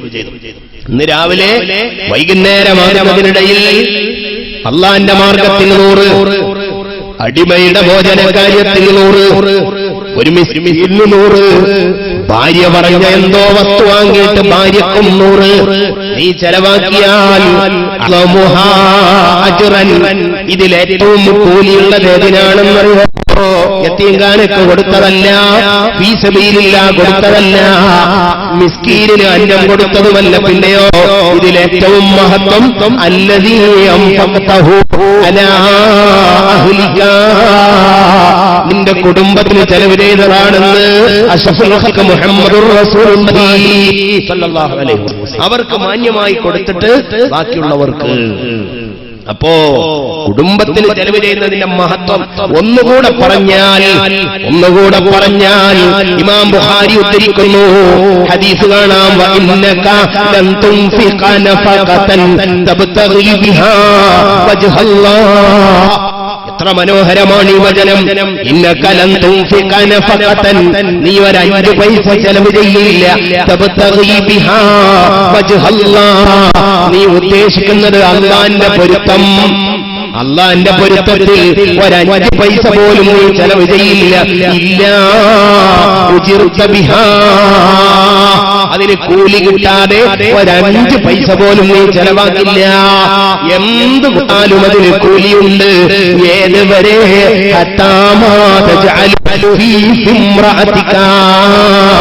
നിന്റെ സഹധർമ്മിണിയുടെ വായിൽ കാമത്തോടെ പ്രേമത്തോടെ നീ വെച്ചു കൊടുക്കുന്ന ഒരു ചോക്ലേറ്റിന്റെ കഷണം വരെ അല്ലാഹ് പ്രതിഫലമുള്ളതാണെന്ന് ലോകത്തിന്റെ ഗുരുവേ മുസ്തഫ മുഹമ്മദുർ റസൂലുള്ളാഹി സ്വല്ലല്ലാഹു അലൈഹി വസല്ലം ഭാര്യക്ക് വാങ്ങിക്കൊടുത്തത് നല്ല ഹത്താ മാ തജഅലു ഫീ ഇംറഅതിക നിന്റെ ഭാര്യയുടെ വായിൽ വെച്ച് കാരക്കക്ക് വരെ കൂലിയുണ്ടാവും. ഏതോ ഒരനുരാഗ മുഹൂർത്തത്തിൽ, ഏതോ ഒരാനന്ദ നിമിഷത്തിൽ നീ നിന്റെ ഭാര്യയുടെ വായിൽ വെച്ചു കൊടുത്ത ഇത്തിരി പോന്ന ചോക്ലേറ്റ് പോലും നാളെ അല്ലാഹുവിൽ പ്രതിഫലത്തിന് കാരണമാകുമെന്ന് പഠിപ്പിച്ച സ്ത്രീ വിമോചന പ്രസ്ഥാനത്തിന്റെ അജയ്യനായ രാമരക്കാരൻ അഷ്റഫുൽ ഖൽഖ് മുഹമ്മദുർ റസൂലുള്ളാഹി സ്വല്ലല്ലാഹു അലൈഹി വസല്ലം. ഇതൊക്കെ കേൾക്കുമ്പോ പെണ്ണ് അഭിമാനം കൊള്ളണം, സ്ത്രീ അഭിമാനം കൊള്ളണം. ഞങ്ങൾ ആദരിച്ച ഒരു നേതാവ്, ആ നേതാവ് പറഞ്ഞ വസ്ത്രം ധരിക്കുമ്പോ ആർക്കെങ്കിലും പുച്ഛം തോന്നുന്നുവെങ്കിൽ പലയും ഈ മുഖമക്കനെയുമൊക്കെ ആർക്കെങ്കിലും ഒരു പുച്ഛം തോന്നിയെങ്കിൽ ലോകത്ത് നീ കാണിച്ച ഏറ്റവും വലിയ അക്രമം നിന്റെ നേതാവിനോട് നീ കാണിച്ചിരിക്കുന്നു എന്ന് മനസ്സിലാവണം. ചുരുക്കത്തിൽ ഭാര്യയ്ക്ക് പരിപൂർണ്ണ സുരക്ഷയും സ്നേഹവുമാണ് ഇസ്ലാം വിഭാവനം ചെയ്യുന്നത്. നോക്കൂ നിങ്ങൾ, പ്രഥമ ഭാര്യ ഖദീജ ബീവി റളിയല്ലാഹു അൻഹാ. ഖദീജ റസൂലുള്ളാഹിക്ക് വയസ്സ് 25. ഈ പ്രദേശത്തെ പല നിക്കാഹിന്റെ വേദികളിലും സംസാരിക്കാൻ അവസരം കിട്ടുന്ന ഒരാളെന്ന നിലയിൽ പലപ്പോഴും ഞാനത് പറയാറുണ്ട്. ഞാനത് ഇവിടെ വിശദീകരിക്കുന്നില്ല. 25 വയസ്സുള്ള സുമുഖനായ ഉന്നത താട്ടിൽ പറന്ന സൗന്ദര്യത്തിന്റെ പരിപൂർണതയായ മുഹമ്മദുർ റസൂലുള്ളാഹിന്റെ ഭാര്യയാവാൻ പോകുന്നത് 40 വയസ്സ് വിധവയായ 4 വയസ്സുള്ളയായ ഖദീജ റളിയല്ലാഹു. എന്നിട്ട് ആ ഖദീജയെ ഈ കിളവിയായി പോർബേ കല്യാണം കഴിച്ചു പോയത് എന്ന പേരിൽ ഉത്കണ്ഠപ്പെട്ട ചെറുപ്പത്തിൽ എല്ലാവരും തെളിയും, കൂടെ കൊണ്ടുപോക്കും, ബീച്ചിൽ പോക്കും ഒക്കെ കഴിഞ്ഞിട്ട് കല്യാണത്തിന്റെ പിറ്റേന്ന് അങ്ങേര് പറയും, ഇവളെ അല്ല ഞാൻ കണ്ടത്, ഇവളെ കണ്ടു നമ്മൾ. രണ്ടാം കിട മനോഭാവം കാണിക്കുന്ന എത്രയെത്ര പയ്യന്മാർ. അതിന്റെ ഉദാഹരണമായിരുന്നല്ലോ ഇന്നലെ നമ്മൾ കണ്ടതും പറഞ്ഞതും. തന്റെ മനസ്സിൽ ഏതോ ഒരുത്തി കയറി വന്നപ്പോ റമദാൻ മാസത്തിൽ വേണമായിരുന്നോ തെമ്മാടിക്ക് തന്റെ പ്രിയപ്പെട്ട ഭാര്യയെ പ്രലോഭിപ്പിച്ച് നിനക്ക് സാരി വാങ്ങിത്തരാമെന്ന് പറഞ്ഞ് കൊണ്ടുപോയിട്ട് വെള്ളത്തിൽ തള്ളിയിട്ട ക്രൂരമുഖം. എന്താണ് അയാൾ ഉദ്ദേശിച്ചത് അള്ളാഹുവിനറിയാം, നമുക്ക് വിധി എഴുതാൻ സമയമായിട്ടില്ലല്ലോ. ഏതോ ആവട്ടെ, ഇത്ര ക്രൂരത വേണ്ടായിരുന്നു. എന്നാ നിങ്ങൾ ആലോചിച്ച് നോക്ക്, ഖദീജ ബീവിയെ വിവാഹം ചെയ്തത് അബൂജഹലിനെ പോലുള്ളവർ പറഞ്ഞു വരുത്തി പണം പ്രതീക്ഷിച്ചിട്ടാണ്, ഖദീജന്റെ മുതൽ കണ്ടിട്ടാ. എന്നാൽ ഖദീജയുടെ മുതലായിരുന്നു അവിടുന്ന് ആഗ്രഹിച്ചത്. ഖദീജയോട് അവിടുന്ന് കാണിച്ച താല്പര്യം എത്ര! ആയിഷ പറഞ്ഞാൽ അതിൽ കളവുണ്ടാവൂലല്ലോ. കാരണം ആയിഷ റസൂലുള്ളാഹിന്റെ വേറൊരു ഭാര്യയാണല്ലോ. ഒരാൾക്ക് 2 ഭാര്യ ഉണ്ടാവും. ചുരുക്കത്തിൽ അല്ലാഹുവിന്റെ റസൂലിന് 2 അല്ല, ഒരാൾക്ക് 2 ഭാര്യ ഉണ്ടായിട്ട് രണ്ടാം ഭാര്യ ഒന്നാം ഭാര്യ പറയുക, അതല്ലേ അംഗീകാരം. ആ അംഗീകാരം വാങ്ങിയ പെണ്ണല്ലേ ഖദീജ റളിയല്ലാഹു അൻഹാ. ഇനി ആയിഷ പറയട്ടെ, ആരാണ് ഖദീജ? ഈ ഹദീസ് ഇമാം മുസ്ലിം തങ്ങൾ ഉദ്ധരിക്കുന്നുണ്ട്. ആയിഷ അലാ നിസാഇൻ നബി സല്ലല്ലാഹു അലൈഹി വസല്ലം ഇല്ലാ അലാ ഖദീജ. റസൂലുമാരിൽ ഒരസൂയ തോന്നിയിട്ടില്ല. ഇല്ലാ അലാ ഖദീജത, ഖദീജയോടല്ലാതെ ആരോടും എനിക്കൊരു പ്രയാസം തോന്നിയിട്ടില്ല. സ്നേഹത്തിൽ ചാലിച്ച അസൂയയാണിത്, വൈരാഗ്യമല്ല. ഖദീജയുടെ മഹത്വമാ പറയുന്നത്, പോരായ്മയല്ല. അങ്ങനെ വിചാരിക്കണം. ആയിഷ പറയുന്നു, ഖദീജയോടല്ലാതെ എനിക്കാരോടും മനസ്സിലൊരു ഈർഷ്യ തോന്നിയിട്ടില്ല. നിങ്ങൾ വിചാരിക്കും ഞാനും ഈ ഖദീജയും തമ്മിൽ അടുക്കളയിൽ പയറ്റ് നടത്തിയിട്ട് ഞാൻ തോറ്റുപോയത് കൊണ്ടാണെന്ന് തോന്നണ്ട. ആ ഖദീജ ഞാനൊട്ട് കണ്ടിട്ടില്ല. ആയിഷ പറയാ, ഖദീജ ബീവിയെ ഞാൻ കണ്ടിട്ടില്ല. പിന്നെയോ എന്താ എനിക്ക് ഖദീജയോട് ഇത്ര ഈർഷ്യ? എനിക്കെന്താ ഖദീജയോട് ഇത്ര പ്രയാസം? കാലത്ത് ആയിഷ പറയുന്നു, കാന റസൂലുള്ളാഹി സ്വല്ലല്ലാഹു അലൈഹി വസല്ലം, അല്ലാഹുവിന്റെ റസൂൽ ഇദാ ദബഹ ശാത്ത, ചിലപ്പോഴൊക്കെ ആടിനെ അറുത്തു കഴിഞ്ഞാൽ ഫയഖൂലു, അപ്പ പറയും, മർസിലൂ ബിഹാ ഇലാ അസ്ദിഖാഇ ഖദീജ, ഖദീജന്റെ ചങ്ങാതിമാർക്കൊക്കെ കൊടുത്തേക്കാൻ പറയും. എന്തുണ്ടായാലും എന്റെ ഖദീജന്റെ ചങ്ങാതിമാർക്ക് കൊടുക്കണം, ഖദീജയുടെ ബന്ധുക്കൾക്ക് കൊടുക്കണം. കാലത്ത് ആയിഷ പറയുന്നു, ഒരു ദിവസം അത് കേട്ടപ്പോ എനിക്ക് ദേഷ്യം പിടിച്ചു. ആരാണ് ആയിഷ?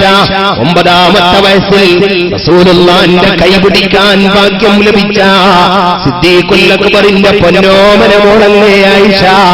ആയിഷന്റെ മടിയിലല്ലേ അന്ത്യനേതാവ് അവസാനമായി കിടന്നത്? ആ മടിയിലല്ലയോ ആയിഷയുടെ ഉമിനീര്? ആയിഷ പറയുന്നു, ലോകത്തൊരു മനുഷ്യനും കിട്ടാത്ത ഭാഗ്യം അവിടുത്തെ വഫാത്തിന്റെ കിടക്കയിൽ ഞാൻ ഒപ്പിയെടുത്തിട്ടുണ്ട്. അഥവാ എന്റെ ഉമിനീര് എന്റെ കരളായ ഭർത്താവിന്റെ വായിലും അവിടുത്തെ വഫാത്തിന്റെ വേളയിലെ ഉമിനീര് എന്റെ വായിലും അല്ലാഹു കൂട്ടിയെന്ന് മഹദിയായ ബീവി ആയിഷ റളിയല്ലാഹു അൻഹാ. ഒരു ഭാര്യക്ക് അതിൽ കവിഞ്ഞെന്താ വേണ്ടത്?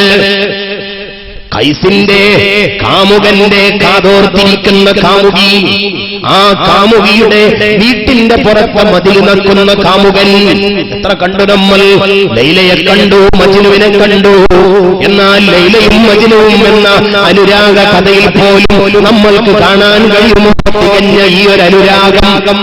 ആയിഷ പറയാ, റസൂലുള്ളാഹി വഫാത്തിന്റെ കിടക്കയിൽ കിടക്കുമ്പോ വേദന ഇങ്ങനെ കടുത്തു വന്നപ്പോൾ സഹീഹുൽ ബുഖാരി ആങ്ങള അബ്ദുറഹ്മാനിങ് കയറി വന്നു. ആങ്ങളന്റെ കയ്യിൽ പല്ല് തേക്കാൻ ഉപയോഗിക്കുന്ന അറാക്കുണ്ടായിരുന്നു, കോലുണ്ടായിരുന്നു. എന്റെ ഭർത്താവ് അതിലേക്ക് തന്നെ നോക്കിയപ്പോ ഞാൻ ചോദിച്ചു, ഞാൻ അങ്ങയുടെ പല്ല് തേച്ചു തരട്ടെയോ? തല കൊണ്ട് ആംഗ്യം കാണിച്ചു, അതെ എന്റെ പല്ല് തേച്ചു തരണം. ഞാൻ ആ കോല് വാങ്ങിയിട്ട് അവിടുത്തെ വായിൽ വെച്ച് വലിച്ചപ്പോഴോ സഹിക്കാൻ കഴിയുന്നില്ല, വല്ലാത്ത വേദന. അപ്പൊ ഞാൻ ചോദിച്ചു, ഞാനൊന്ന് മയപ്പെടുത്തി തരട്ടെ?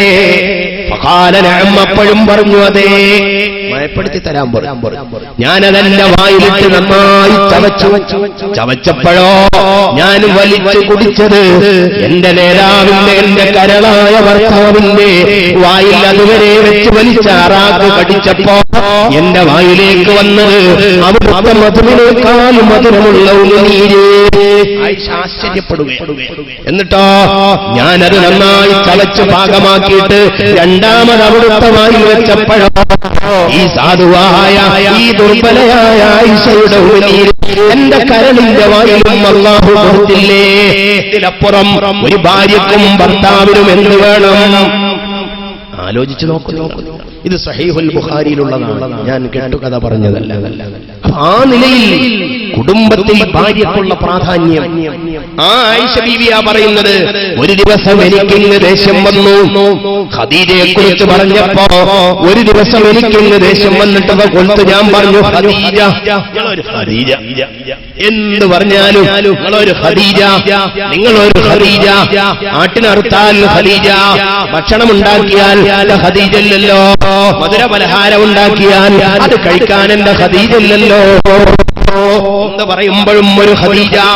റസൂലുള്ളാഹി കണ്ടനായി കണ്ണിലെ വെള്ളം ഒലിപ്പിച്ചുകൊണ്ട് പറഞ്ഞു, ആയിഷ ഇന്നീ ഖദ് റുസിഖ്തു ഹുബ്ബഹാ. നീ എന്നെ എത്ര ആക്ഷേപിച്ചാലും, നീ എന്നെ എത്ര കുറ്റം പറഞ്ഞാലും അനുരാഗം അല്ല എന്റെ കൽബിലങ്ങ് തന്നുപോയി ആയിഷ. ഇത് സഹീഹ് മുസ്ലിമിൽ കാണാം. ഖദീജയോടുള്ള ഒരു ഹുബ്ബ് അല്ല എനിക്ക് തന്നിട്ടുണ്ട് ആയിഷ. അത് നീ എത്ര പറഞ്ഞാലും, നീ എന്നെ എത്ര വിലക്കിയാലും ആ ഹുബ്ബ് മാറ്റാൻ കഴിയില്ല. ഇന്നീ ഖദ് റുസിഖ്തു ഹുബ്ബഹാ. ഖദീജയോടുള്ള ഒരു ഹുബ്ബ് എനിക്ക് നൽകപ്പെട്ടു പോയി. ചിലപ്പോ പറയും ഖദീജത്തു കഥാ വകഥാ, ഖദീജത്തു കഥാ വകഥാ. ഖദീജ അങ്ങനെയായിരുന്നു, എന്റെ ഖദീജ ഇങ്ങനെയായിരുന്നു. എനിക്ക് അല്ലാഹു മക്കളെ തന്നത് എന്റെ ഖദീജയിലാണെന്ന് അഷ്റഫുൽ ഖൽഖ് മുഹമ്മദുർ റസൂലുള്ളാഹി സ്വല്ലല്ലാഹു അലൈഹി വസല്ലം. അപ്പോ ഭാര്യയായപ്പോ അവിടുന്ന് കൊടുത്ത അംഗീകാരം എത്ര വലുത്. ഖദീജയുടെ വഫാത്തൊക്കെ കഴിഞ്ഞു.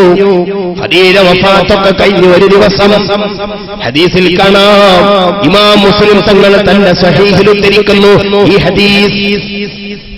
എന്താ ഹദീസിന്റെ ഉള്ളടക്കം? ആയിഷ ബീബി റളിയല്ലാഹു അൻഹ പറയുന്നു, ഇസ്തഅദനത് ഹാലത്തു ബിൻതു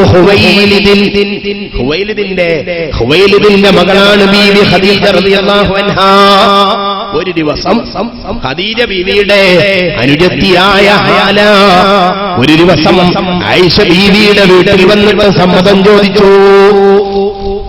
ഖദീജയുടെ വഫാത്തിന് ശേഷം ആരാ വരുന്നത്?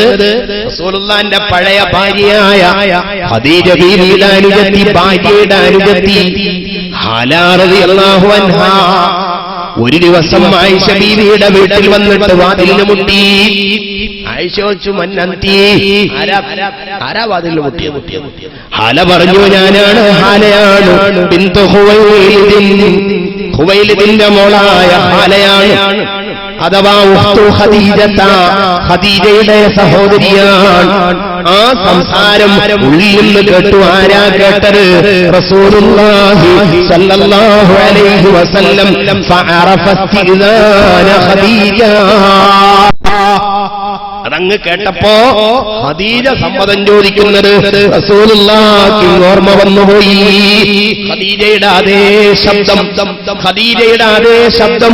എന്റെ ഖദീജ എന്നോട് ഞാനങ്ങോട്ട് കയറിക്കോട്ടെ എന്ന് സാധാരണ ചോദിക്കുന്നത് പോലെ ഹാലയുടെ ശബ്ദം കേട്ടപ്പോ അല്ലാഹുവിന്റെ റസൂലിനങ്ങ് തോന്നിപ്പോയി. അതങ്ങ് തോന്നിയപ്പോഴോ അവിടെ ആവേശം കൊണ്ടിട്ട് പറഞ്ഞു, അല്ലാഹുമ്മ ഹാലത്തു ബിന്തു ഹുവൈലിദ്. ആരായി വന്നത്? എന്റെ ഖദീജയുടെ, എന്റെ പ്രിയപ്പെട്ട ഖദീജയുടെ അനുജത്തിയോ ഹുവൈലിദിന്റെ മകൾ ഹാലയോ? അവിടെ നിന്ന് വല്ലാതെ അങ്ങ് ആവേശം കൊണ്ടു. ആവേശം കൊണ്ടപ്പോ ആയിഷ പറയുന്നു, ഫഗിർത്തു, എനിക്കത് പിടിച്ചില്ല, എനിക്കത് സാധിച്ചില്ല. ഒരു പെണ്ണിനത് ഇഷ്ടപ്പെടൂലല്ലോ. ആയിഷ പറയുന്നു, ഫഗിർത്തു, എനിക്കങ്ങ് ദേഷ്യം വന്നു. പണ്ടപ്പോഴോ മരിച്ചുപോയ ഒരു ഖദീജയുടെ അനുജത്തി, ആ ഖദീജയുടെ അനുജത്തി വന്നപ്പോ പഴയ ഖദീജയെ കുറിച്ച് ആവേശം കൊള്ളുന്ന അങ്ങ് ഞാൻ ദേഷ്യം പിടിച്ചു എന്ന് മാത്രമല്ല, എന്നോട് ചിലതങ്ങ് പറഞ്ഞുപോയി. ആയിഷ പറയുന്നു, ഫഖുൽതു, ഞാൻ പറഞ്ഞു,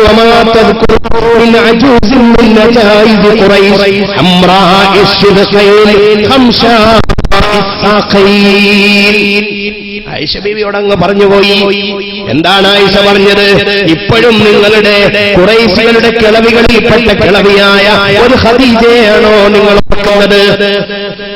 ആരോഗ്യത്തിന്റെ, യൗവനത്തിന്റെ, സൗന്ദര്യത്തിന്റെ കുറിച്ചോർക്കണോ ആവേശം ആഗ്രഹങ്ങൾ ചുമന്ന വായുടെ രണ്ടറ്റൊന്ന വയസ്സത്തിയായ ഖദീജ, ആ ഖദീജയാണോ ഇപ്പോഴും നിങ്ങളുടെ മനസ്സിൽ?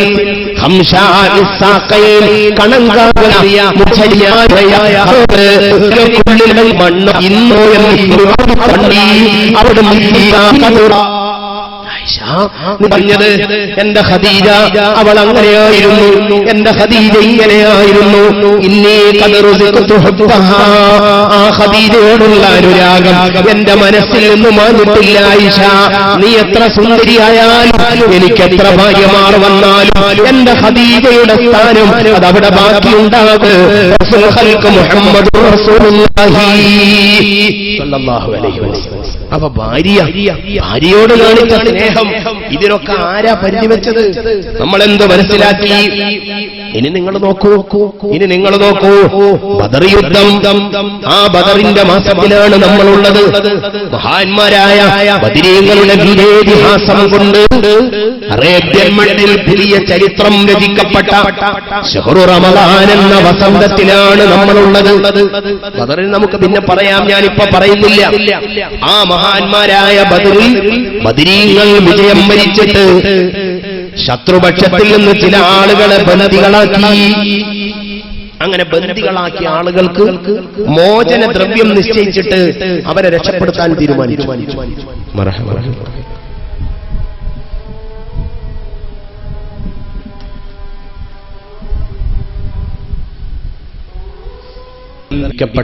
ശത്രുപക്ഷത്തിന്റെ ആളുകൾക്ക് മോചന ദ്രവ്യം വാങ്ങി ആളുകളെ വിട്ടയക്കുന്ന ഒരു രംഗം. അവിടുന്ന് തന്റെ ഭാര്യമാരോട് കാണിച്ച ആ ഒരു സ്നേഹത്തിന്റെ, ഒരു താല്പര്യത്തിന്റെ കഥ പറയുകയാണ്. പലരും പലതും കൊണ്ടുവന്ന് മോചനദ്രവ്യം സമർപ്പിച്ചുകൊണ്ട് രക്ഷപ്പെട്ടുകൊണ്ട് പോവുകയാണ്. ആ സമയത്ത് ഒരാൾ വന്നു. അല്ലാഹുവിന്റെ റസൂൽ സല്ലല്ലാഹു അലൈഹി വസല്ലമ തങ്ങളുടെ കയ്യിൽ ഒരു മാല കൊടുത്തു. ആരാ വന്നത്? അബുൽ ആസ് ഇബ്നു റബീഅ എന്ന് പറയുന്ന ആള്. ബദർ യുദ്ധത്തിൽ ബന്ദിയായി പിടിക്കപ്പെട്ട ആളാണ്. അയാൾ കൊണ്ടുവന്നിട്ട് ഒരു മാല അവിടുത്തെ കൈകളിൽ ഏൽപ്പിച്ചു. ഈ മാല എന്റെ അടുത്ത് നിന്ന് മോചന ദ്രവ്യമാക്കി വാങ്ങിയിട്ട് എന്നെ രക്ഷപ്പെടുത്തണം എന്ന് പറഞ്ഞു. റസൂലുള്ളാഹി സ്വല്ലല്ലാഹു അലൈഹി വസല്ലമ തങ്ങൾ ആ മാലയിലേക്ക് തന്നെ ഇങ്ങനെ നോക്കി. കുറഞ്ഞ സമയം ആ മാലയിലേക്ക് തന്നെ നോക്കിയിട്ട് അല്ലാഹുവിന്റെ റസൂൽ സല്ലല്ലാഹു അലൈഹി വസല്ലമ തങ്ങൾ ചോദിച്ചു, അബുൽ ആസ്, എവിടെന്നാണ് ഈ മാല നിനക്ക് കിട്ടിയത്? അബുൽ ആസ് പറഞ്ഞു, അബുൽ ആസ് എന്ന് പറഞ്ഞാൽ റസൂലുള്ളാഹി സ്വല്ലല്ലാഹു അലൈഹി വസല്ലമ തങ്ങളുടെ മകൾ സൈനബയുടെ ഭർത്താവാണ്. ബദർ യുദ്ധത്തിൽ അദ്ദേഹം ഇസ്ലാമിന്റെ എതിർചേരിയിൽ ഉണ്ടായിരുന്നു. നമ്മൾക്ക് ചരിത്രമറിയാം. അപ്പോ ഈ മാല കാണിച്ചിട്ട് അവിടെ നിന്ന് ചോദിച്ചു, അബുൽ ആസ്, എവിടെ നിന്നാണ് ഈ മാല കിട്ടിയത്? അല്ലാഹുവിന്റെ റസൂലിനോട് അബുൽ ആസ് പറഞ്ഞു, നബിയേ, ഞാൻ ബന്ദിയാണെന്നറിഞ്ഞപ്പോ എന്നെ രക്ഷപ്പെടുത്താൻ വേണ്ടി എന്റെ ഭാര്യ അഥവാ അങ്ങയുടെ മകൾ സൈനബ് കൊടുത്തയച്ച മാലയാണിത്. സൈനബ് എന്ന് പറയുമ്പോഴേക്ക് റസൂലുള്ളാഹിന്റെ കണ്ണു നനഞ്ഞു. റസൂലുള്ളാഹിക്ക് മനസ്സിലായി റസൂലുള്ളാഹിന്റെ സംശയം ശരിയാണ്. എന്റെ ഖദീജയുടെ മാലയാ, ഇതെന്റെ ഖദീജയുടെ കഴുത്തിലുണ്ടായിരുന്ന മാല, മകൾ സൈനബക്ക് ഊരിക്കൊടുത്ത മാലയാണിത്. അല്ലാഹുവിന്റെ റസൂൽ ആ മാലയും പിടിച്ച് കണ്ണിൽ ഇങ്ങനെ വെള്ളമൊലിപ്പിച്ചു. എന്റെ ഖദീജയുടെ മാല, എന്റെ ഖദീജയുടെ ശരീരം തൊട്ട മാല, ഈ മാല സൈനബ് കൊടുത്തയച്ചിരിക്കുന്നു അവളുടെ ഭർത്താവിനെ രക്ഷപ്പെടുത്താൻ. മഹാന്മാരായ സഹാബത്തിനോട് അല്ലാഹുവിന്റെ റസൂൽ ഒരു അപേക്ഷയായിട്ട് ചോദിച്ചു, സഹാബത്തെ, ഈ മാല ഞാൻ എന്റെ മോൾ സൈനബക്കന്നെ കൊടുത്തോട്ടെ, എന്റെ ഖദീജയുടെ സ്മരണക്ക്, എന്റെ കരളായ ഖദീജയുടെ ഓർമ്മക്ക് ഈ മാല കൈമോശം വന്നു പോവാതിരിക്കാൻ ഞാൻ ഈ മാല എന്റെ സൈനബക്ക് കൊടുത്തിട്ട് ഈ മനുഷ്യനെ ഞാനൊന്ന് മോചിപ്പിച്ചോട്ടെ, നിങ്ങൾ സമ്മതിക്കുമെങ്കിൽ മാത്രം. മഹാന്മാരായ സഹാബത്ത് ഒന്നടങ്കം സമ്മതം കൊടുത്തു. നബിയേ, അങ്ങയുടെ പ്രിയപ്പെട്ട ഖദീജയുടെ മാല അത് സൈനബയുടെ കഴുത്തിൽ തന്നെ ഇരിക്കട്ടെ.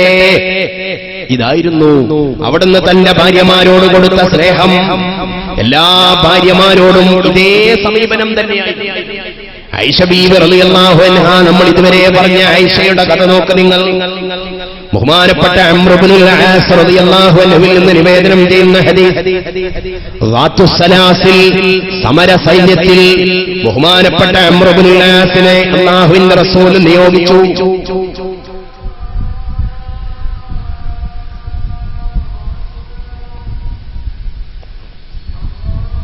റളിയല്ലാഹു അൻഹു പറയുന്നു, ഫഅതൈതുഹു, ഞാൻ അവിടുത്തെ അടുത്ത് ചെന്നു.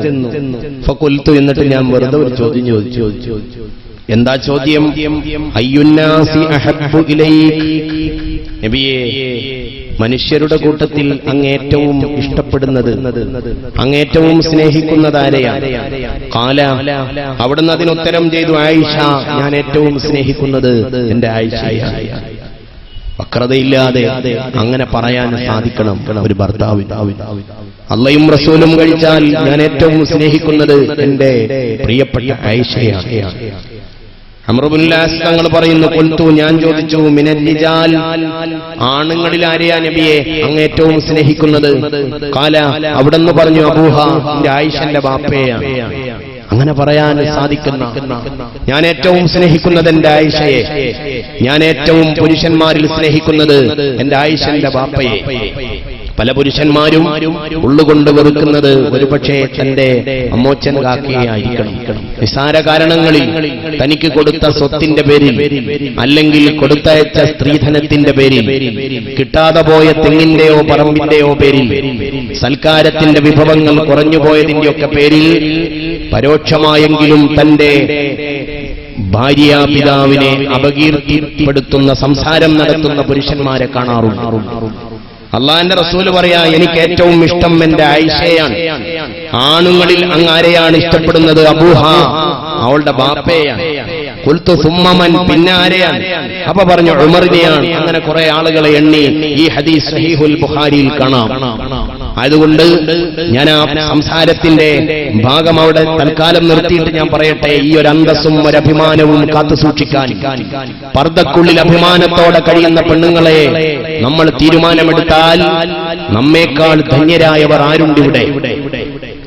ഈ വിഷയം ഇവിടെ ഈ ഉന്നതമായ ശ്രോതാക്കളുടെ മുന്നിൽ സമർപ്പിക്കുമ്പോ, വിശുദ്ധമായ റമളാനിന്റെ ഈ മനോഹരമായ പകലിൽ ഈ വിഷയം ഉത്ബുദ്ധ സദസ്സിന് സമർപ്പിക്കുമ്പോ നിങ്ങൾ ഏറ്റെടുക്കേണ്ടതും നിങ്ങൾ വായിച്ചെടുക്കേണ്ടതും ഇസ്ലാം നിങ്ങൾക്ക് തന്ന അംഗീകാരവും അന്തസ്സുമാണ്.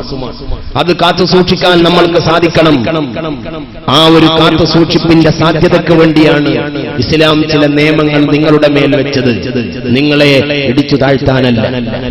അരമനകളിലെ ഡാൻസിന്റെ വേദികളിൽ ഉടുമുണ്ടയിച്ചിരുന്ന പെണ്ണിന്റെ ശരീരം അങ്ങാടിയിൽ വിൽപ്പന ചരക്കാക്കേണ്ടത് ആക്കരുത് എന്ന് പറഞ്ഞതാണ് ഇസ്ലാം ചെയ്ത തെറ്റെങ്കിൽ, പലരുടെയും മുന്നിൽ മാറുമറക്കാതെ സ്വന്തം ശരീരം പ്രദർശിപ്പിച്ചുകൊണ്ട് നടക്കുന്ന പെണ്ണിനെ നോക്കിയിട്ട് അരുത് പെങ്ങളെ, ഈ വൃത്തികേടിനെ ആവർത്തിക്കരുത് എന്ന് പറഞ്ഞതാണ് ഇസ്ലാം ചെയ്ത അടിമത്തമെന്ന് നിങ്ങൾക്ക് തോന്നുന്നുവെങ്കിൽ നാം യാഥാർത്ഥ്യത്തെ തിരിച്ചറിയാൻ വൈകിയിട്ടുണ്ട്. എന്റെ ശബ്ദം കേൾക്കുന്ന സർവരോട് ഞാൻ പറയുന്നു, ഇസ്ലാം പറഞ്ഞ മനോഹരമായ ശൈലി പ്രിയപ്പെട്ട പെണ്ണുങ്ങൾ എന്നെടുത്ത് ധരിക്കാൻ തയ്യാറാകുന്നുവോ ഡൽഹിയും മറ്റുമൊക്കെ ആവർത്തിക്കപ്പെടാതിരിക്കാൻ അത് അനിവാര്യമാണ്. ചുരുക്കത്തിൽ അഭിമാനമുള്ള വസ്ത്രം ധരിക്കുക, അന്തസ്സോടുകൂടെ നടക്കുക, ഭർത്താവിന് അളവറ്റ സ്നേഹം കൊടുക്കാൻ ഭാര്യമാർ തയ്യാറാവുക. അങ്ങനെ ഒരു നല്ല കുടുംബം, നല്ലൊരു അന്തരീക്ഷം സൃഷ്ടിക്കാൻ നമുക്ക് സാധിക്കട്ടെ. വക്രതയില്ലാത്ത, വളവില്ലാത്ത അനുരാഗവും സ്നേഹവും പ്രണയവും തന്റെ ഭർത്താവിന് മുന്നിൽ കാഴ്ചവെക്കുന്ന ഉന്നതയായ സ്വഭാവ ഗുണങ്ങളുള്ള ഒരു മഹിള, വീട്ടുപടിക്കൽ കടന്നു ചെല്ലുന്ന ഭർത്താവിനെ കൈവിളക്കായിട്ട് വീട്ടിലേക്ക് കൂട്ടിക്കൊണ്ടുപോകുന്ന ഒരു മഹിളാമണി. ആ ഒരു മഹിളാമണിയാണ് ഈ ഭൗതിക ലോകത്തെ ഏറ്റവും മുന്തിയ മുതലെന്ന് ലോകത്ത് വിളിച്ചു പറഞ്ഞു മുഹമ്മദുർ റസൂലുള്ളാഹി സ്വല്ലല്ലാഹു അലൈഹി വസല്ലം. അവിടുത്തെ ഭാര്യമാർ എല്ലാ അർത്ഥത്തിലും അവിടുത്തെ സ്നേഹിച്ചു. ഒരവസരത്തിൽ ഈ ഹദീസും കൂടെ വായിച്ചിട്ട് നമുക്ക് ദ്വാരക്കാം. ആയിഷ ബീബി റളിയല്ലാഹു അൻഹ പറയുന്നു, ഖാല ലി റസൂലുള്ളാഹി സ്വല്ലല്ലാഹു അലൈഹി വസല്ലം, അല്ലാഹുവിന്റെ റസൂൽ എന്നോട് പറഞ്ഞു, ആയിഷ ഇന്നി ലഅലമു ഇദാ കുൻതി അന്നി റാദിയതൻ വഇദാ കുൻതി അലയ്യ ഗദ്ബാ. ആയിഷ, നീ എന്നോട് നല്ല പൊരുത്തമുള്ള സമയവും എനിക്കറിയാം, നിനക്കെന്നോട് ദേഷ്യമുള്ള സമയവും എനിക്ക് നന്നായി അറിയാം. ആയിഷ, നിനക്ക് എപ്പോഴാണ് എന്നോട് വിഷമമുണ്ടാവുന്നതെന്ന് ഞാൻ മനസ്സിലാക്കിയിട്ടുണ്ട്. ആ സമയം ഞാൻ മനസ്സിലാക്കി. നീ എന്നോട് ഏറ്റവും പൊരുത്തമുള്ള സമയവും ഞാൻ മനസ്സിലാക്കി. ഫഖുൽതു, ആയിഷ ബീവി പറയുന്നു, ഞാൻ ചോദിച്ചു, ഐന തഅരിഫു ദാലിക്, എങ്ങനെ നബിയെ അങ്ങത് മനസ്സിലാക്കിയത്? ഞാൻ നല്ല ഹാപ്പിയാണെന്ന് അങ്ങ് എങ്ങനെയാ മനസ്സിലാക്കിയത്? ഞാൻ ദേഷ്യത്തിലാണെന്ന് അങ്ങ് എങ്ങനെയാ മനസ്സിലാക്കിയത്?